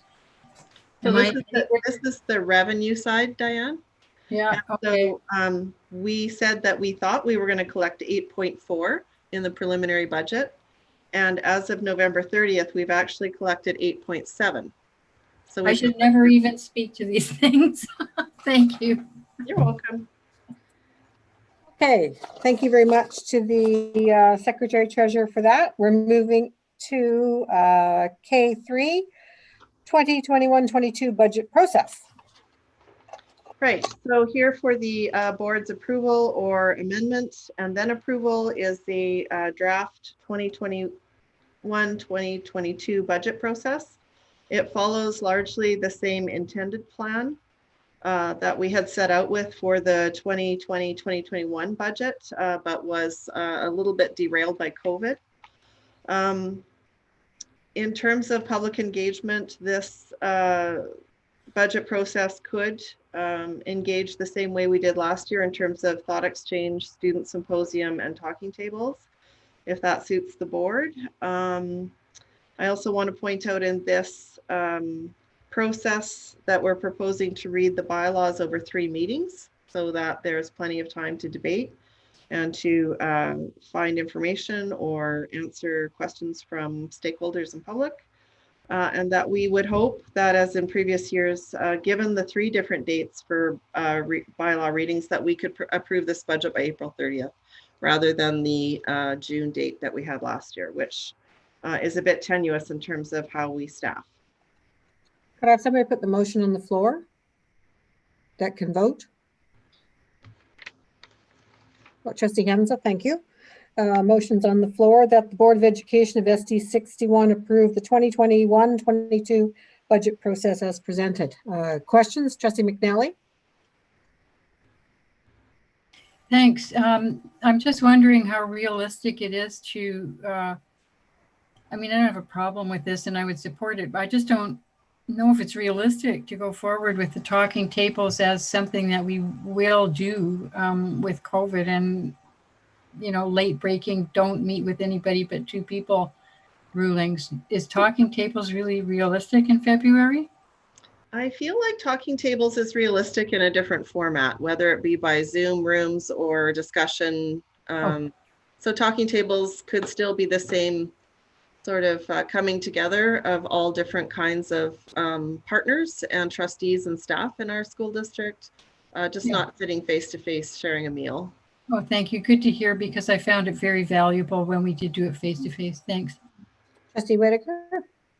Thank you. And thanks for this this outline. So when I look, sorry, I got to make it bigger. This is so small. When I look at February 1st, says presentation by learning team, opportunities and gaps in alignment to the strat plan, which I think is fabulous. My question is, will these opportunities and gaps come forward only from the staff, or will there be some engagement with the equity and the advocacy committee on through those committees to bring these forward? Or how is that? How is that? Maybe that's a superintendent question, how that's going to come forward. I'm not sure. I'll start. So generally for me, this meeting is to talk about learning before we talk about money. And so it's generally been a presentation from staff around some of the data in the district, some of the gaps and opportunities, the things that are working well in terms of meeting some of the needs of students. And those things that the data show we should be focusing on that may be initiatives for 21-22. So in general, this is your staff, your learning team bringing forward their initiatives for the following year for you to consider throughout your budget process and as you debate the 3 readings of the bylaw. Okay, Trustee Rob Painter. Just a thought, and I don't know if this is something that might take the place of talking tables or something else, but it strikes me that in the past, when we've had the table discussions, we haven't always had a stellar turnout. It occurs to me that it might be worthwhile to actually organize a meeting where we go to VC PAC, and then we're in a situation where we're actually having a representative from all of the different schools coming in. Granted, maybe they get 20 people or 15 people or something like that, but that's still probably 2 times as many as we normally see at the talking tables function. Good suggestion. We'll see if COVID's still a thing then. Yep. I would just like to clarify that we had good turnout at talking tables. I don't know if you were able to attend, Trustee Painter, but we had almost a full component of 10 reps. Oh, that's right. Actually, I take it back. We did last year. That's right. Trustee Waters. I was just going to point out, we've only done talking tables once, and we did have a full turnout, and I heard only really, really excellent feedback from all of our partner groups who attended. It was a fantastic evening. I learned a lot and was glad to be there. Yeah. So my apologies there. I think what I was recalling were previous years events where we invited the public and waited for a mandatory 30 minutes and then all went home again. Okay, we're going to call the question on the motion. All those in favor of the motion on the floor? 1, 2, 3, 4, unanimous. And thank you very much. Thank you for that, Secretary Treasurer. Moving on to paper. Okay.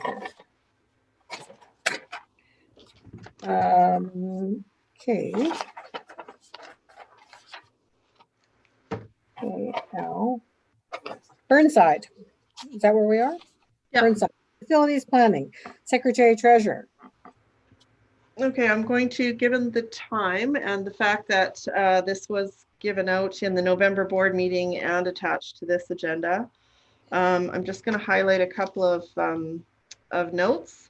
You can see the motion that was carried by the board on June 22nd. In terms of the background, SJ Burnside was created as a home for the CE alternate DL school that was at SJ Willis, which then became a swing space for Vic High and future capital projects. Burnside had no capital project bylaw funding, which means no funding from the Ministry of Education in terms of a COA, no funding agreement, no certificate of approval, nor external project oversight from the ministry. In September 2016, a budget of 2.6 million was presented for Burnside. And at that September 2016 board meeting, a resolution was passed to spend restricted revenue. By December 2016, the budget had increased to $4.8 million.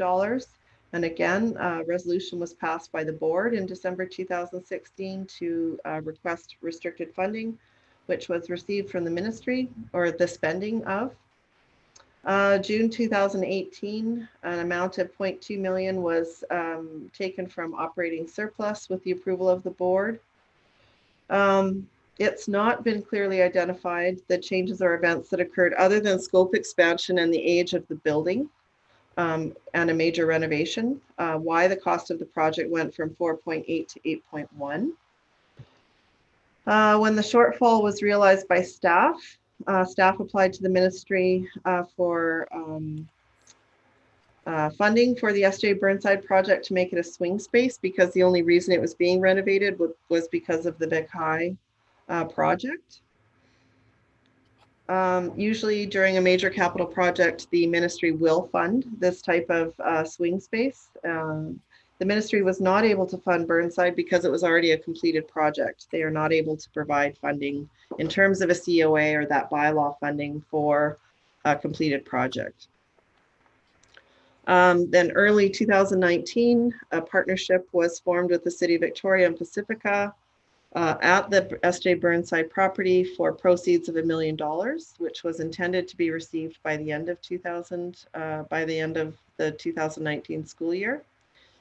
So it's noted that that project is still proceeding and the 1 million is forthcoming. However, it did take longer than expected.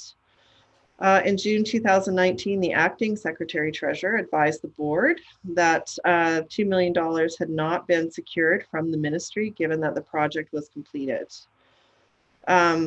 Originally, the ministry had wanted the board to produce $4.6 million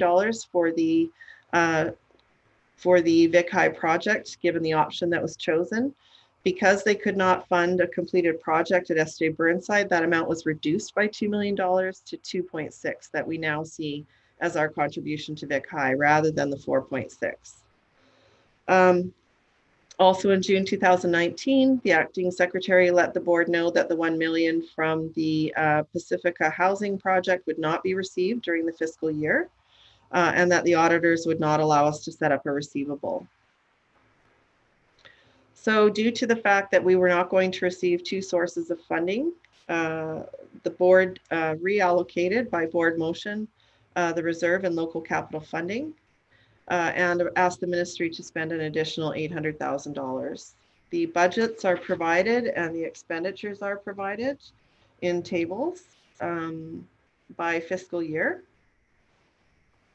In order to determine when the project expenses began to exceed the budget, we need to look at the detail in Appendix B. In summary, excluding the $3 million funding commitment, the project was in an overall surplus position until the end of October 18. Including the $3 million funding commitments expected to be confirmed before June 30th, the project was in an overall surplus position until the end of February. Had the $3 million been realized by the end of June 2019, the entire project would have been $411,000 over budget. Budget and cost management process. A project is initially set up with a unique subledger. Project details are added. The total budget for the project is verified to the source documents, such as board approved motions, capital funding agreements, certificates of approval. Same process applies to any incremental budget increases, as is evidenced by the number of times it came to the board. Responsibility for project manager lies with the project manager for the project. The project manager maintains internal spreadsheets and reconciles costs to the district reports at least quarterly. Project overruns are reported by the Financial Services Department to the Secretary Treasurer and the Director of Facilities. In terms of reporting and monitoring, managers and support staff in facility services have access to the software in real time. Project managers are responsible for reviewing and monitoring and ensuring that spending is kept within the project budget. Cumulative expenses incurred for each sub-ledger are compared to the overall project budget and are reviewed on a monthly basis by the financial services team. When the project expenses exceed the budget, the assistant accountant notifies the director. The director reviews the deficit and follows up directly with the project manager usually copying the Director of Facilities, the Associate Secretary Treasurer, and the Secretary Treasurer. As soon as the Director of Finance became aware that expenses in the subledgers had exceeded the project budget in November 2018, following the October 2018 month end, emails were sent to the Director of Facilities and the Secretary Treasurer and the Associate Secretary Treasurer. These emails were sent to alert facilities and the Secretary Treasurer of the deficit balance. The Secretary Treasurer also sent emails to the Director of Facility Services from time to time. As well, there were verbal discussions on multiple occasions with the Secretary Treasurer. It's noted that a new Director of Facilities started with the district in August 2018, and that a new Secretary Treasurer started with the district in October 2019. External reporting standards. The majority of the funding for SJ Burnside was ministry restricted capital reserve that's held internally by the district but requires ministry approval in order to spend. No external reporting is required by the ministry on the expenditure side once the spending has been approved. We are required to provide quarterly financial reports to the Ministry of Education, and the quarterly report includes capital fund because it's a consolidated financial statement. We also undergo an annual financial audit by an external auditor, and all entries within the capital fund are included in the financial audit. Enforcement of financial controls, mitigation of financial risk.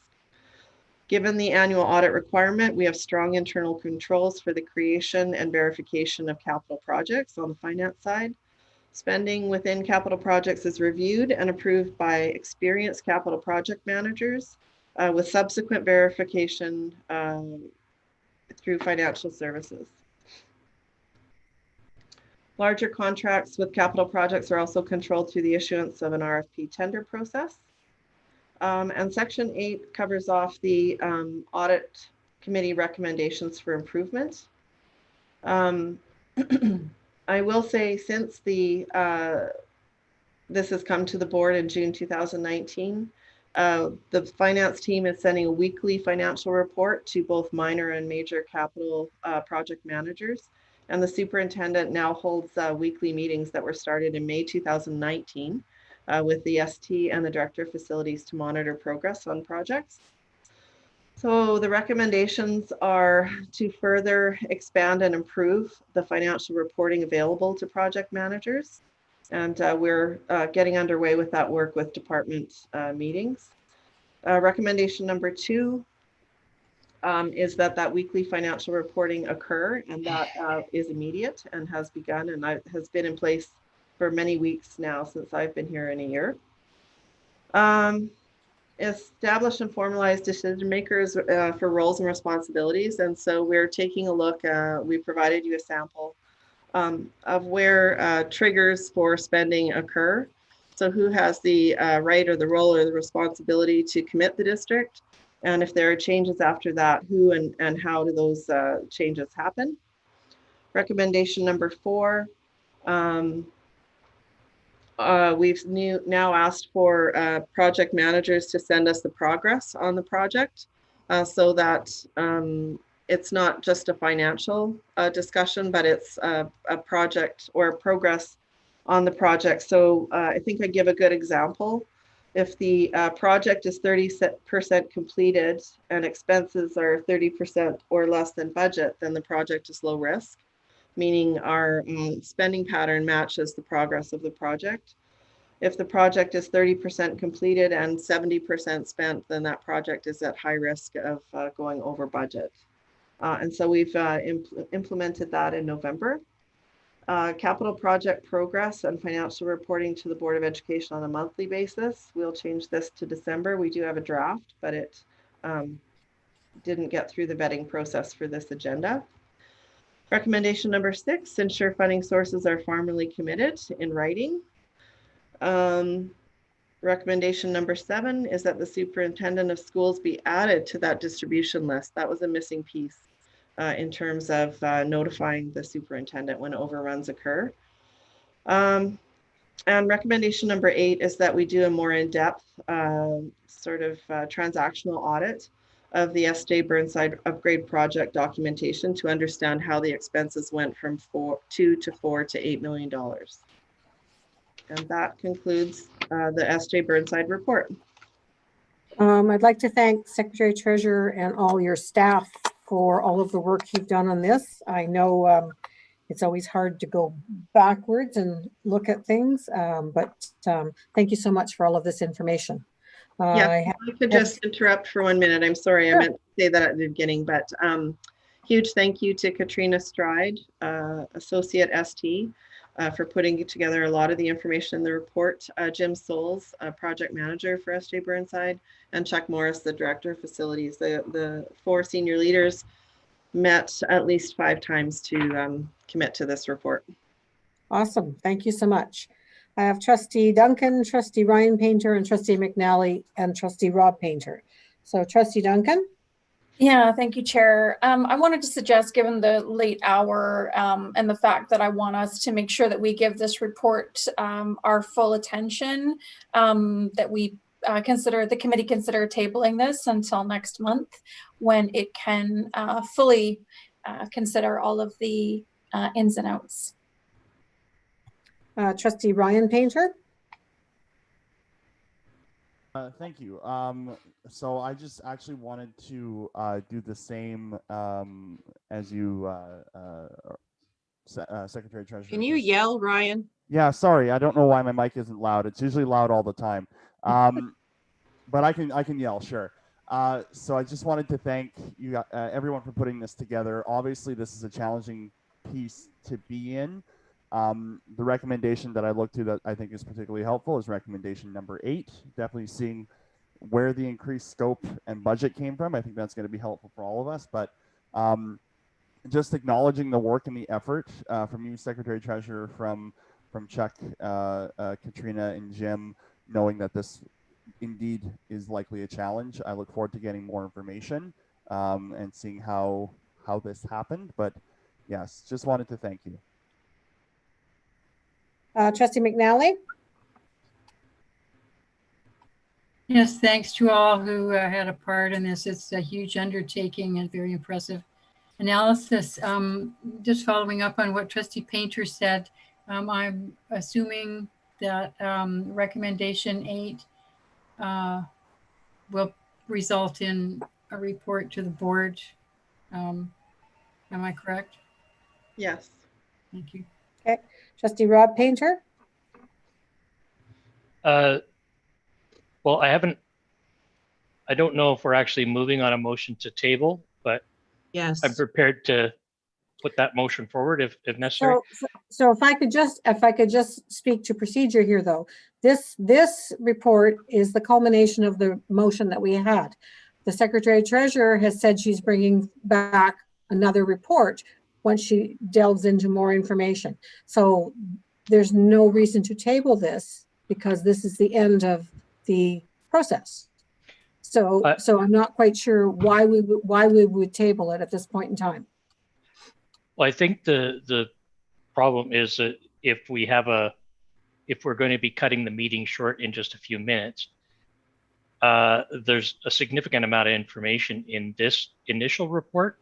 The other report, if I'm not mistaken, is not due until closer to end of the school year in June. So that leaves a substantial amount of time for questions that be forgotten, et cetera.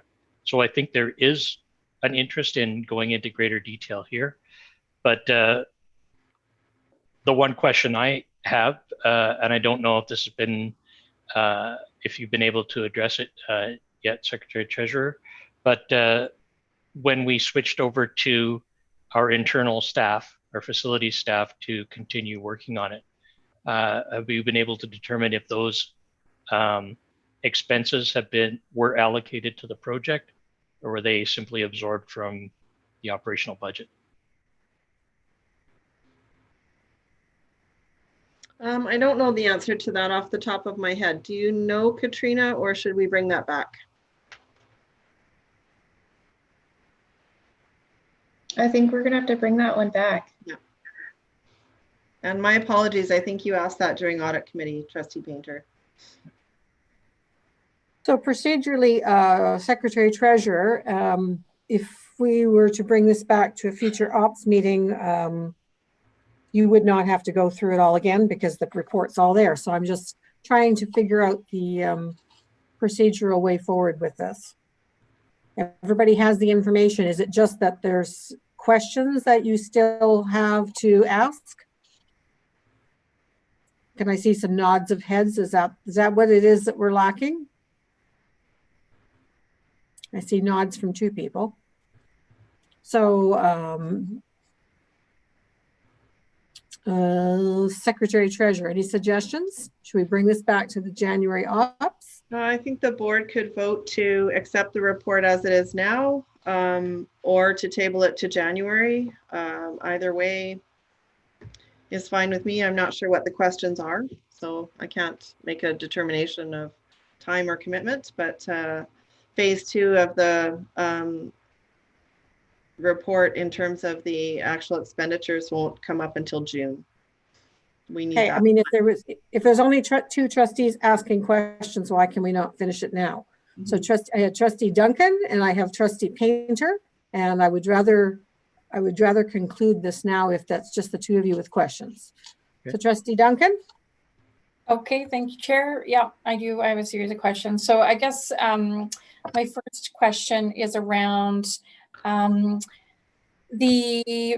reasons why the project was not or was funded directly by the board.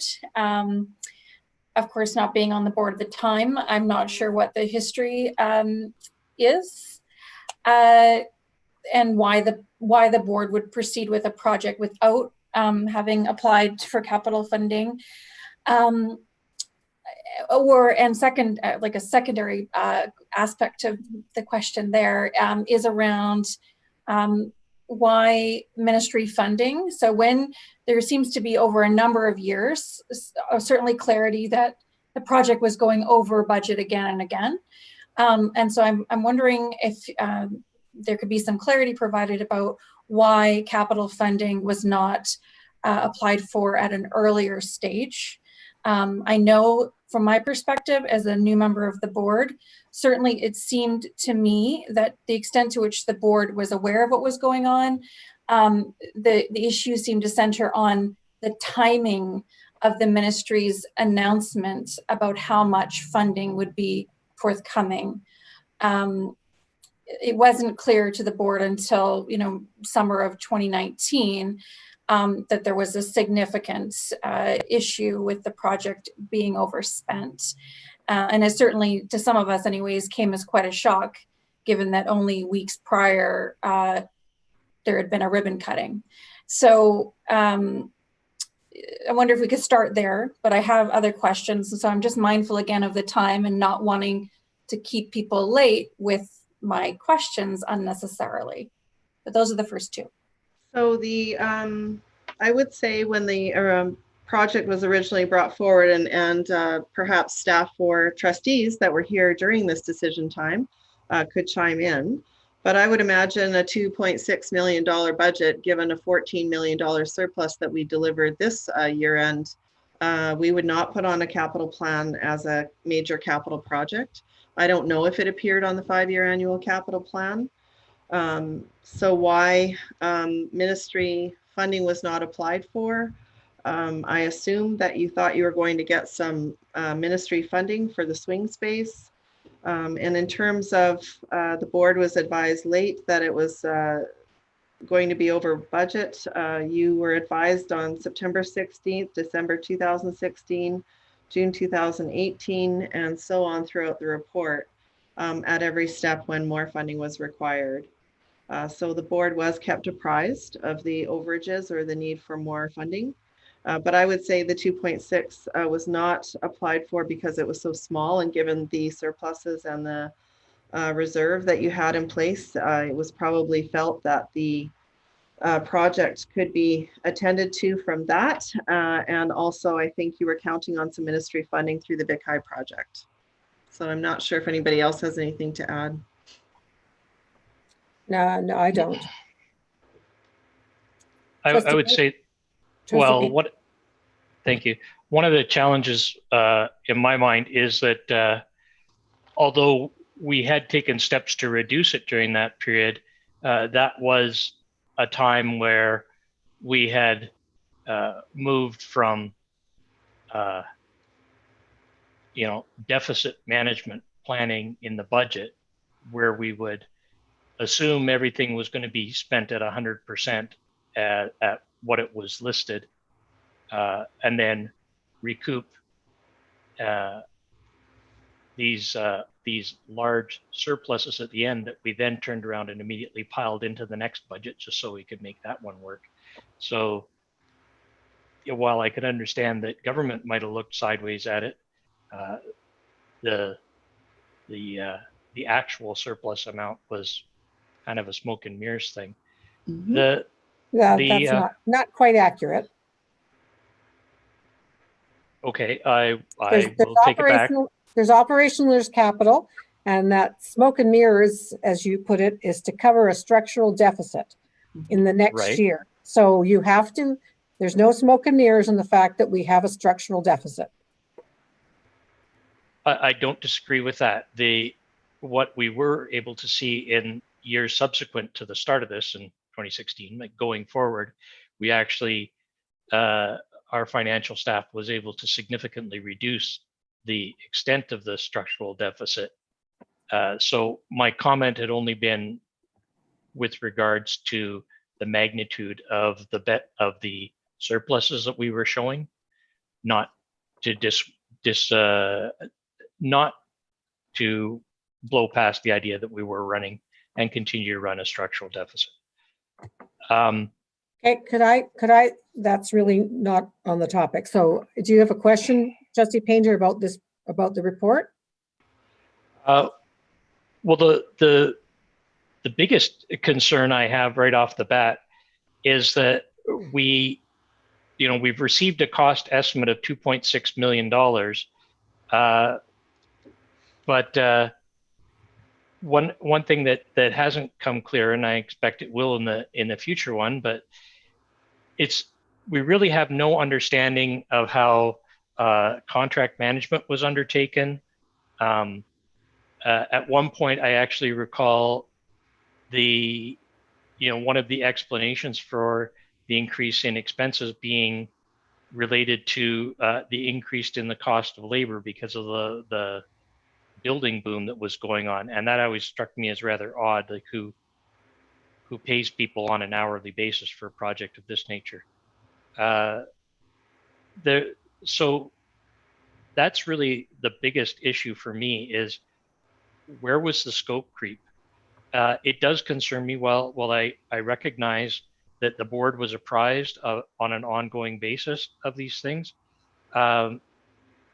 It does concern me that we didn't have any kind of a tripwire in place that would notify us well before projects doubled in cost or added another $1 million to it. I think that's something that needs to be taken into consideration and brought to our attention in advance. So that is what the recommendations that the Secretary Treasurer has now put in place in this report are addressing, so that hopefully something like this would not happen again. So what I'm going to ask is if trustees have any further questions to do with this report, please forward them to the board chair and copy the Secretary Treasurer and Superintendent, and we'll try and cover them in a next public meeting.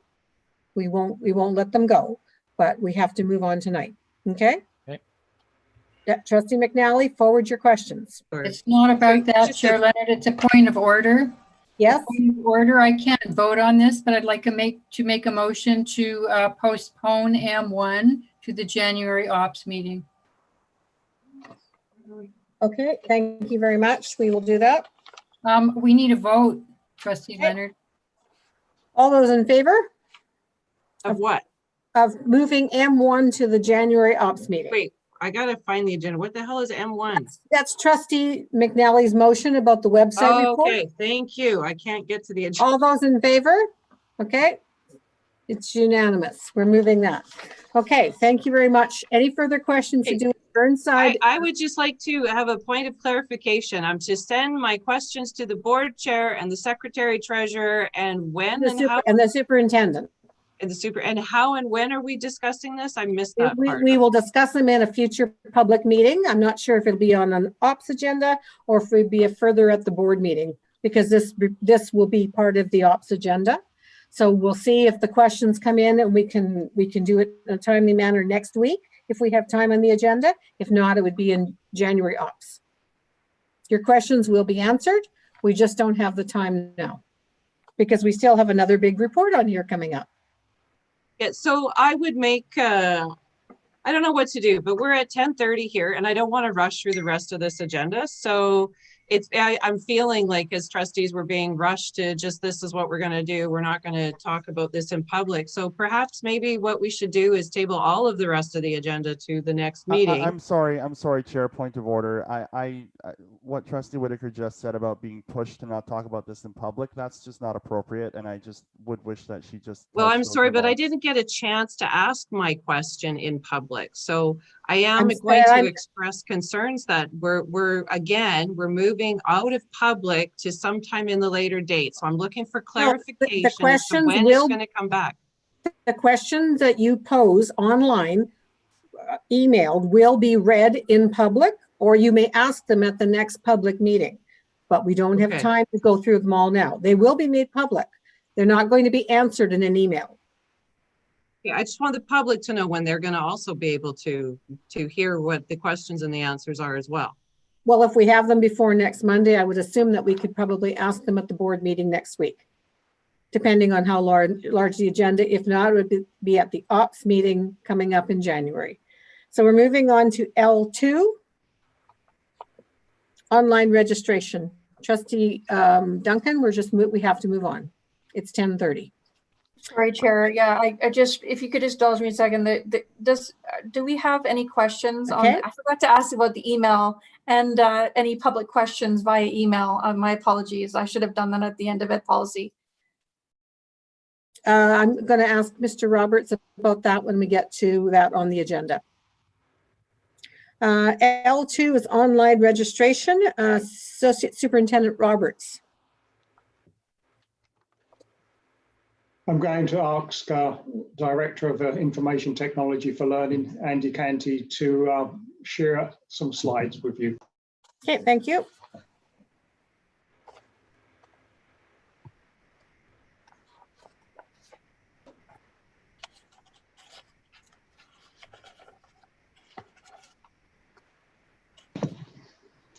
Apologies, one moment. I just need to get those slides ready.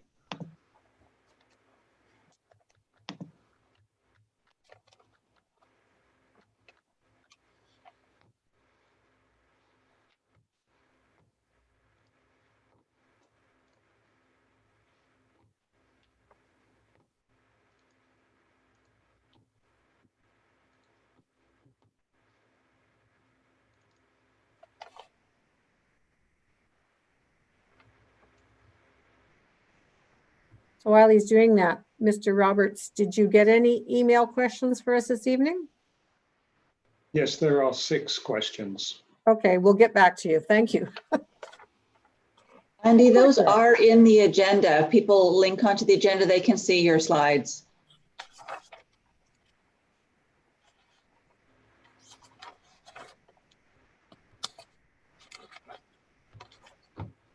Thank you. That's where it is. We didn't have it as a separate presentation, did we? We put it in the agenda. Okay.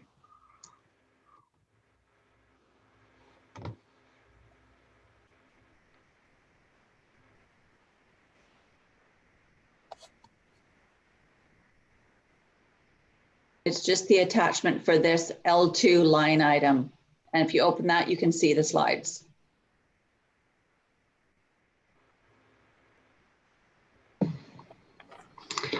Apologies. I have it loaded on a second computer, but not the one I'm hosting the Zoom from. So I'm just going there now.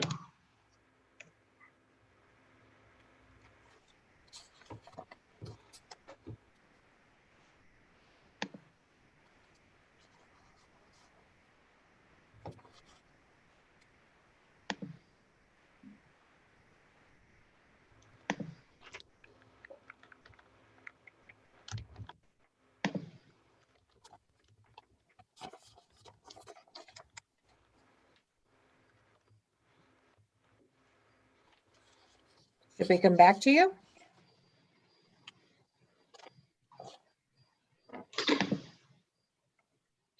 Just opening up the agenda now and scrolling down.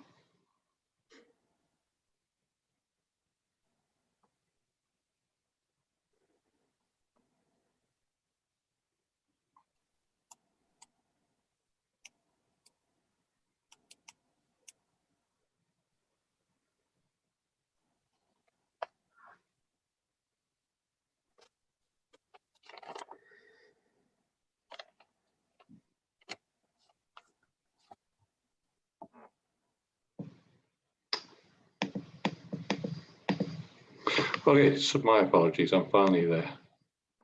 Let me share my screen.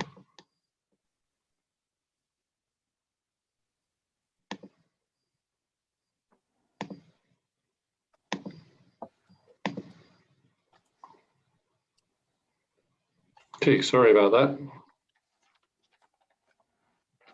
No problem. Carry on.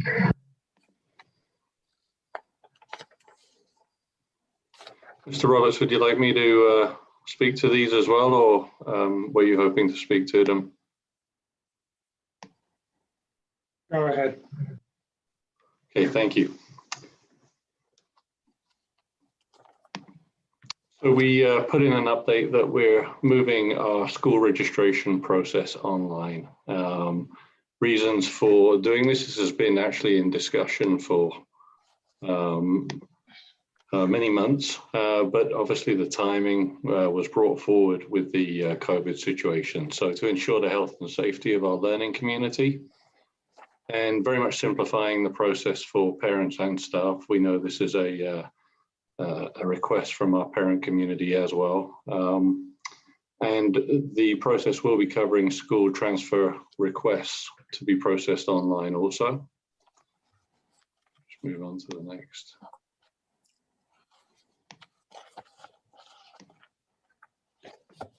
We've included the dates regarding the dates did not change. A key piece that has changed, however, is allowing for a reasonable amount of time for parents to submit their online registration. Previously, it was a first come, first served approach, and we will all recall certain pressures around getting that first come, first served application in. In moving registration online, the first come, first served approach does not is not required. People often need time to be able to put their application in online in a reasonable time frame over a span of a week, and then if there are any schools where there is a pressure, that will be allocated on a randomized lottery approach. We do think that this is going to streamline not just for parents and the end users putting in the forms, but also for the staff, being able to integrate these online registrations with our other internal systems.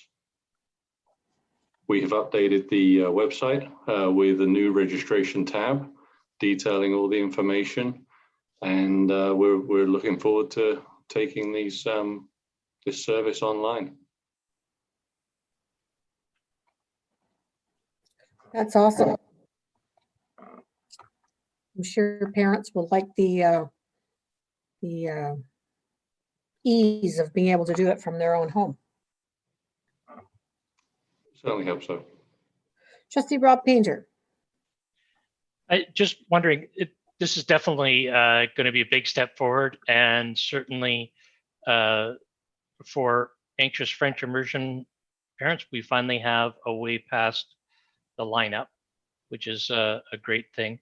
The one thing I'm wondering about is how we're going to equitably accommodate families who don't have independent internet access at home.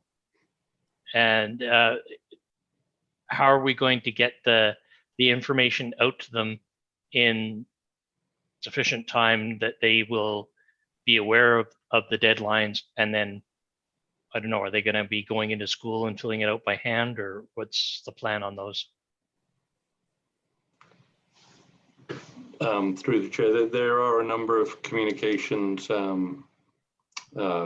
pathways happening, which possibly Mr. Roberts or Superintendent Green may speak to, in terms of letter from the superintendent and messaging through our communications officer, Ms. McPhail, to reach the community, as well as the online messaging. And yes, there is a understanding and a communication that parents should reach out to their school if they have any difficulty.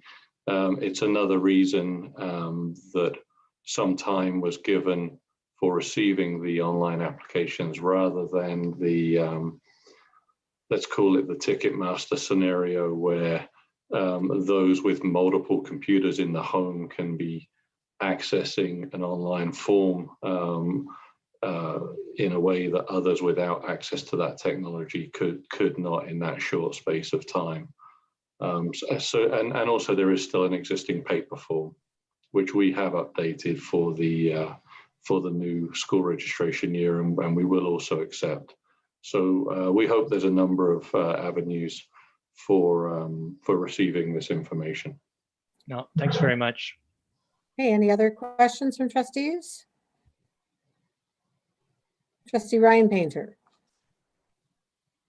Thank you, Chair. It'll just be a brief question to Mr. Canty. Just curious, are there any lessons learned from other districts that have gone in this way or attempted to do this that we maybe can draw from?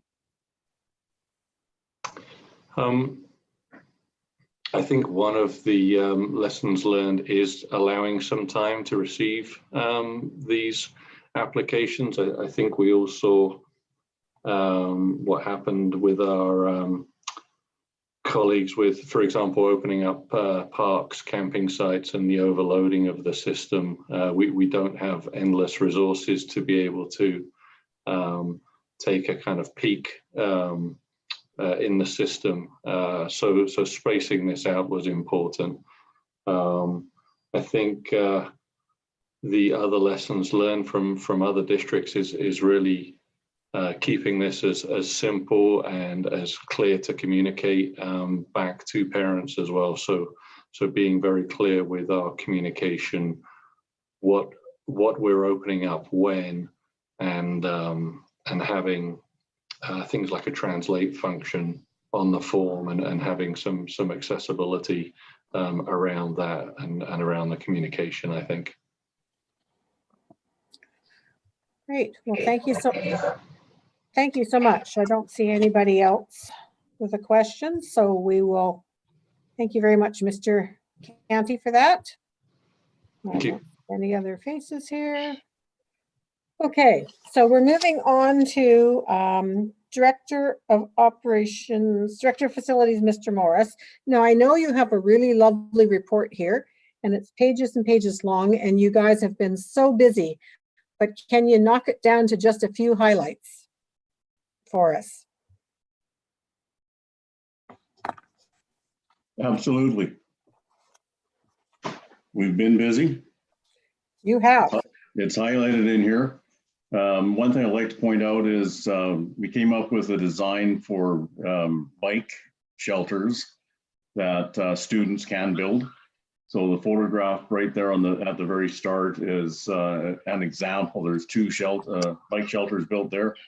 Our staff did the concrete and the roof, and students built the rest of the shelter.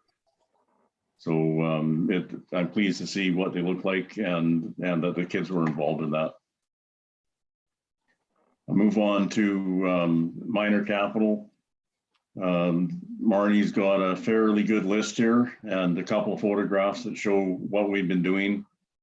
She also has some information in here about some of the federal COVID funding that we received to help us move some other projects along. lists all the childcare units. We're chugging along at a pretty good pace there with getting these things up and running. Major capital, Jim has updated this from the last month's report that we gave out. So it's, you heard the architects tonight, whole project's come along pretty nice. Shoreline Middle School, I think we're some consultation coming up in January, I think, regarding Craig Flower. It lists the options considered here. Budget, Cedar Hill, where we were told that we could expect an announcement probably in March for Cedar Hill. We have a monthly meeting coming up with the ministry. I forget if it's later this week or next week, so we'll have more information at that point. Operations, we've hired again more employees to supplement the custodians out there with all of the cleaning, and they're doing just a fantastic job. Transportation, we're now busing kids to the shops at Ferry Tech at Big High, back and forth from SJ, and we're doing some field trips. Network communication security, this is Arch with our tech packages in schools and security, the fob systems. There's an example of a speaker system that he put in at Tillicum. Occupational health and safety, Brian is busy continuously and bringing us up to speed and where we should be. He's doing a great job. And that's it. Well, it's hard to say that's it. It's a very comprehensive, lovely report. I'm sorry to have rushed you, but any questions from anybody? Trustee Rob Painter, and then Ryan Painter, and then Christine. I understand from your submission that the PDR for Cedar Hill probably isn't finalized because it needs to be submitted yet again, but when will we have a final one that we'll be able to review? This should be the last update that we had to do. Okay, thank you very much. Trustee Ryan Painter. Very, very quick, Chair. Thank you so much for the report. It was a pleasure to read through. Thank you to you and your staff for all your work. Thank you. Christine from VCPAC. Oh, hi. Are you covering L4 right now, or is this still L3? This is L3. I think we're going to be deferring L4. Okay. I'll skip, thanks. Okay, thank you. Any other questions for Mr. Morris? Once again, Chuck, thanks for all your work and all your staff. Great job. I'll pass that on. Thank you. Thank you. So with regards to L4, it's a very long report. And so my suggestion is to table it to January ops. Could I have a motion to table? Trustee Hensa. All those in favor of tabling it to the January ops meeting? 1, 2, 3, 4, and that is unanimous. Thank you very much. No, we have a notice of motion from Trustee McNally. That was in the first part of the meeting. No general announcements. We do have 6 questions from Mr. Roberts. So let's see if we can get through a couple of them before we adjourn. Mr. Roberts.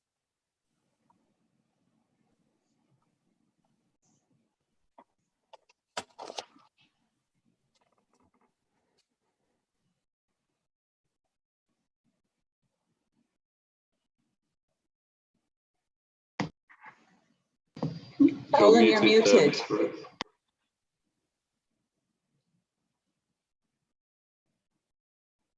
Colin, you're muted. There we go. Nope, you're muted. Sorry, my space bar didn't work there. I will try again. This first question comes from Scott Fox. During the public consultation process for the Vic High seismic upgrade and subsequent matter of a Vic High land disposal, there was no mention of money flying from the Vic High project to support the initiative at Burnside. All communication made public spoke of money from Vic High flowing to SJ Willis for swing space.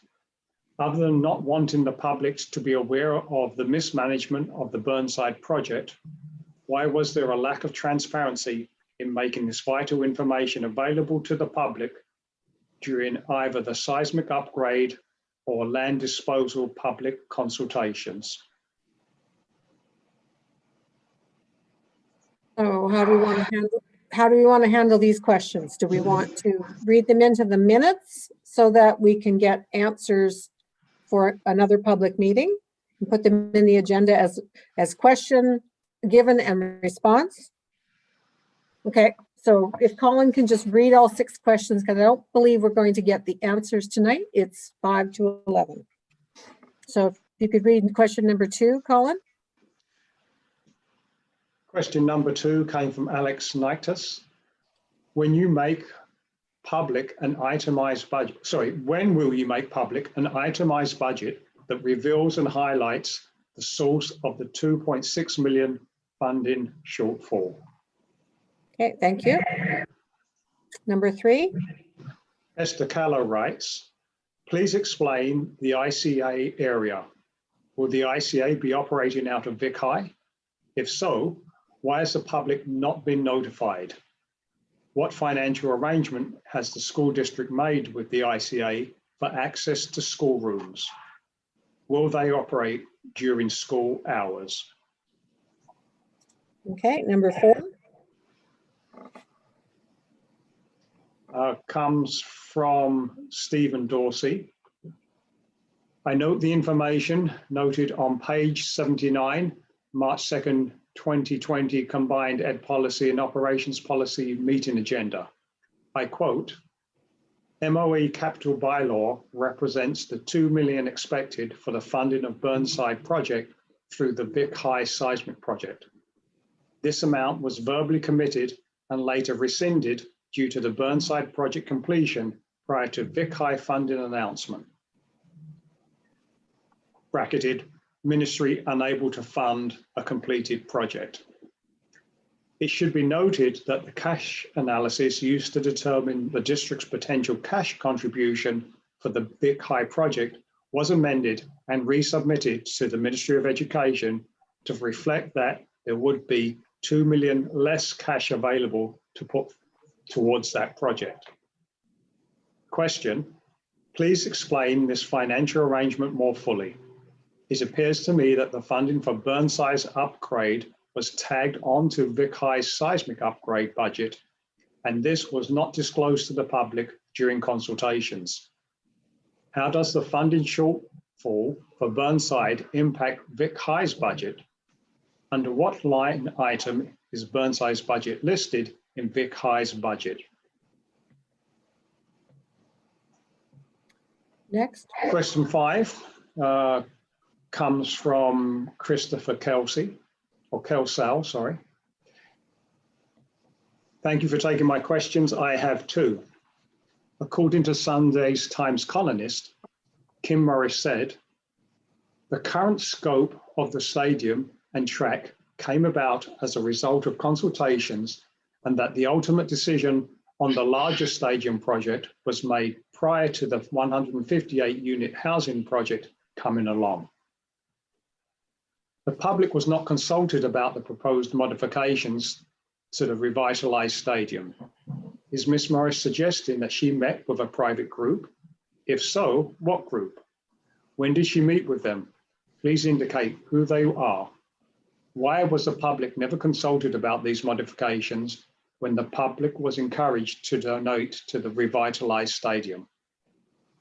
Also, negotiations with the CRHC about the proposed lease and housing started in August 2017. Announcements for phase 1 of the revitalized stadium were publicly announced in January 2018. How is it that Ms. Morris makes the claim that the ultimate decision on the larger stadium project was made prior to the 158 unit housing project coming along, when the timeline surrounding the revitalization project does not support these claims. So just before you go on to number 6, I just want to make it, it's in the same YouTube video. I just want to follow up to that question that Ms. Morris, the Secretary Treasurer, never had a meeting with people individually. All of these were board decisions all the way along that the Secretary Treasurer was supporting, and actually she wasn't even in the district at the time. And so these were, she was just answering the questions in the Times columnists. But at no time did she ever meet with any small groups to do anything on her own without the board's approval. Number 6. Comes from Jane Mackey.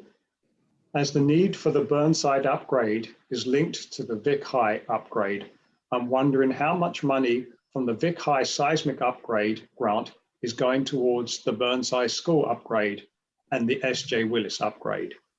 Is it possible to have the costs associated with the Burnside School upgrade and the S.J. Willis upgrade shared equitably with the schools slated to use S.J. Willis? And that's the 6th question. Thank you very much. All of those have now been recorded in the verbal online here. We will have written questions then with written answers for a future meeting. It might be the next ops in a month from now, but we will get the answers to the questions. Could I have a motion to adjourn? Trustee Whitaker, all those in favor? Thank you very much, everybody. Get a good night's sleep. We'll talk to you soon. Good night.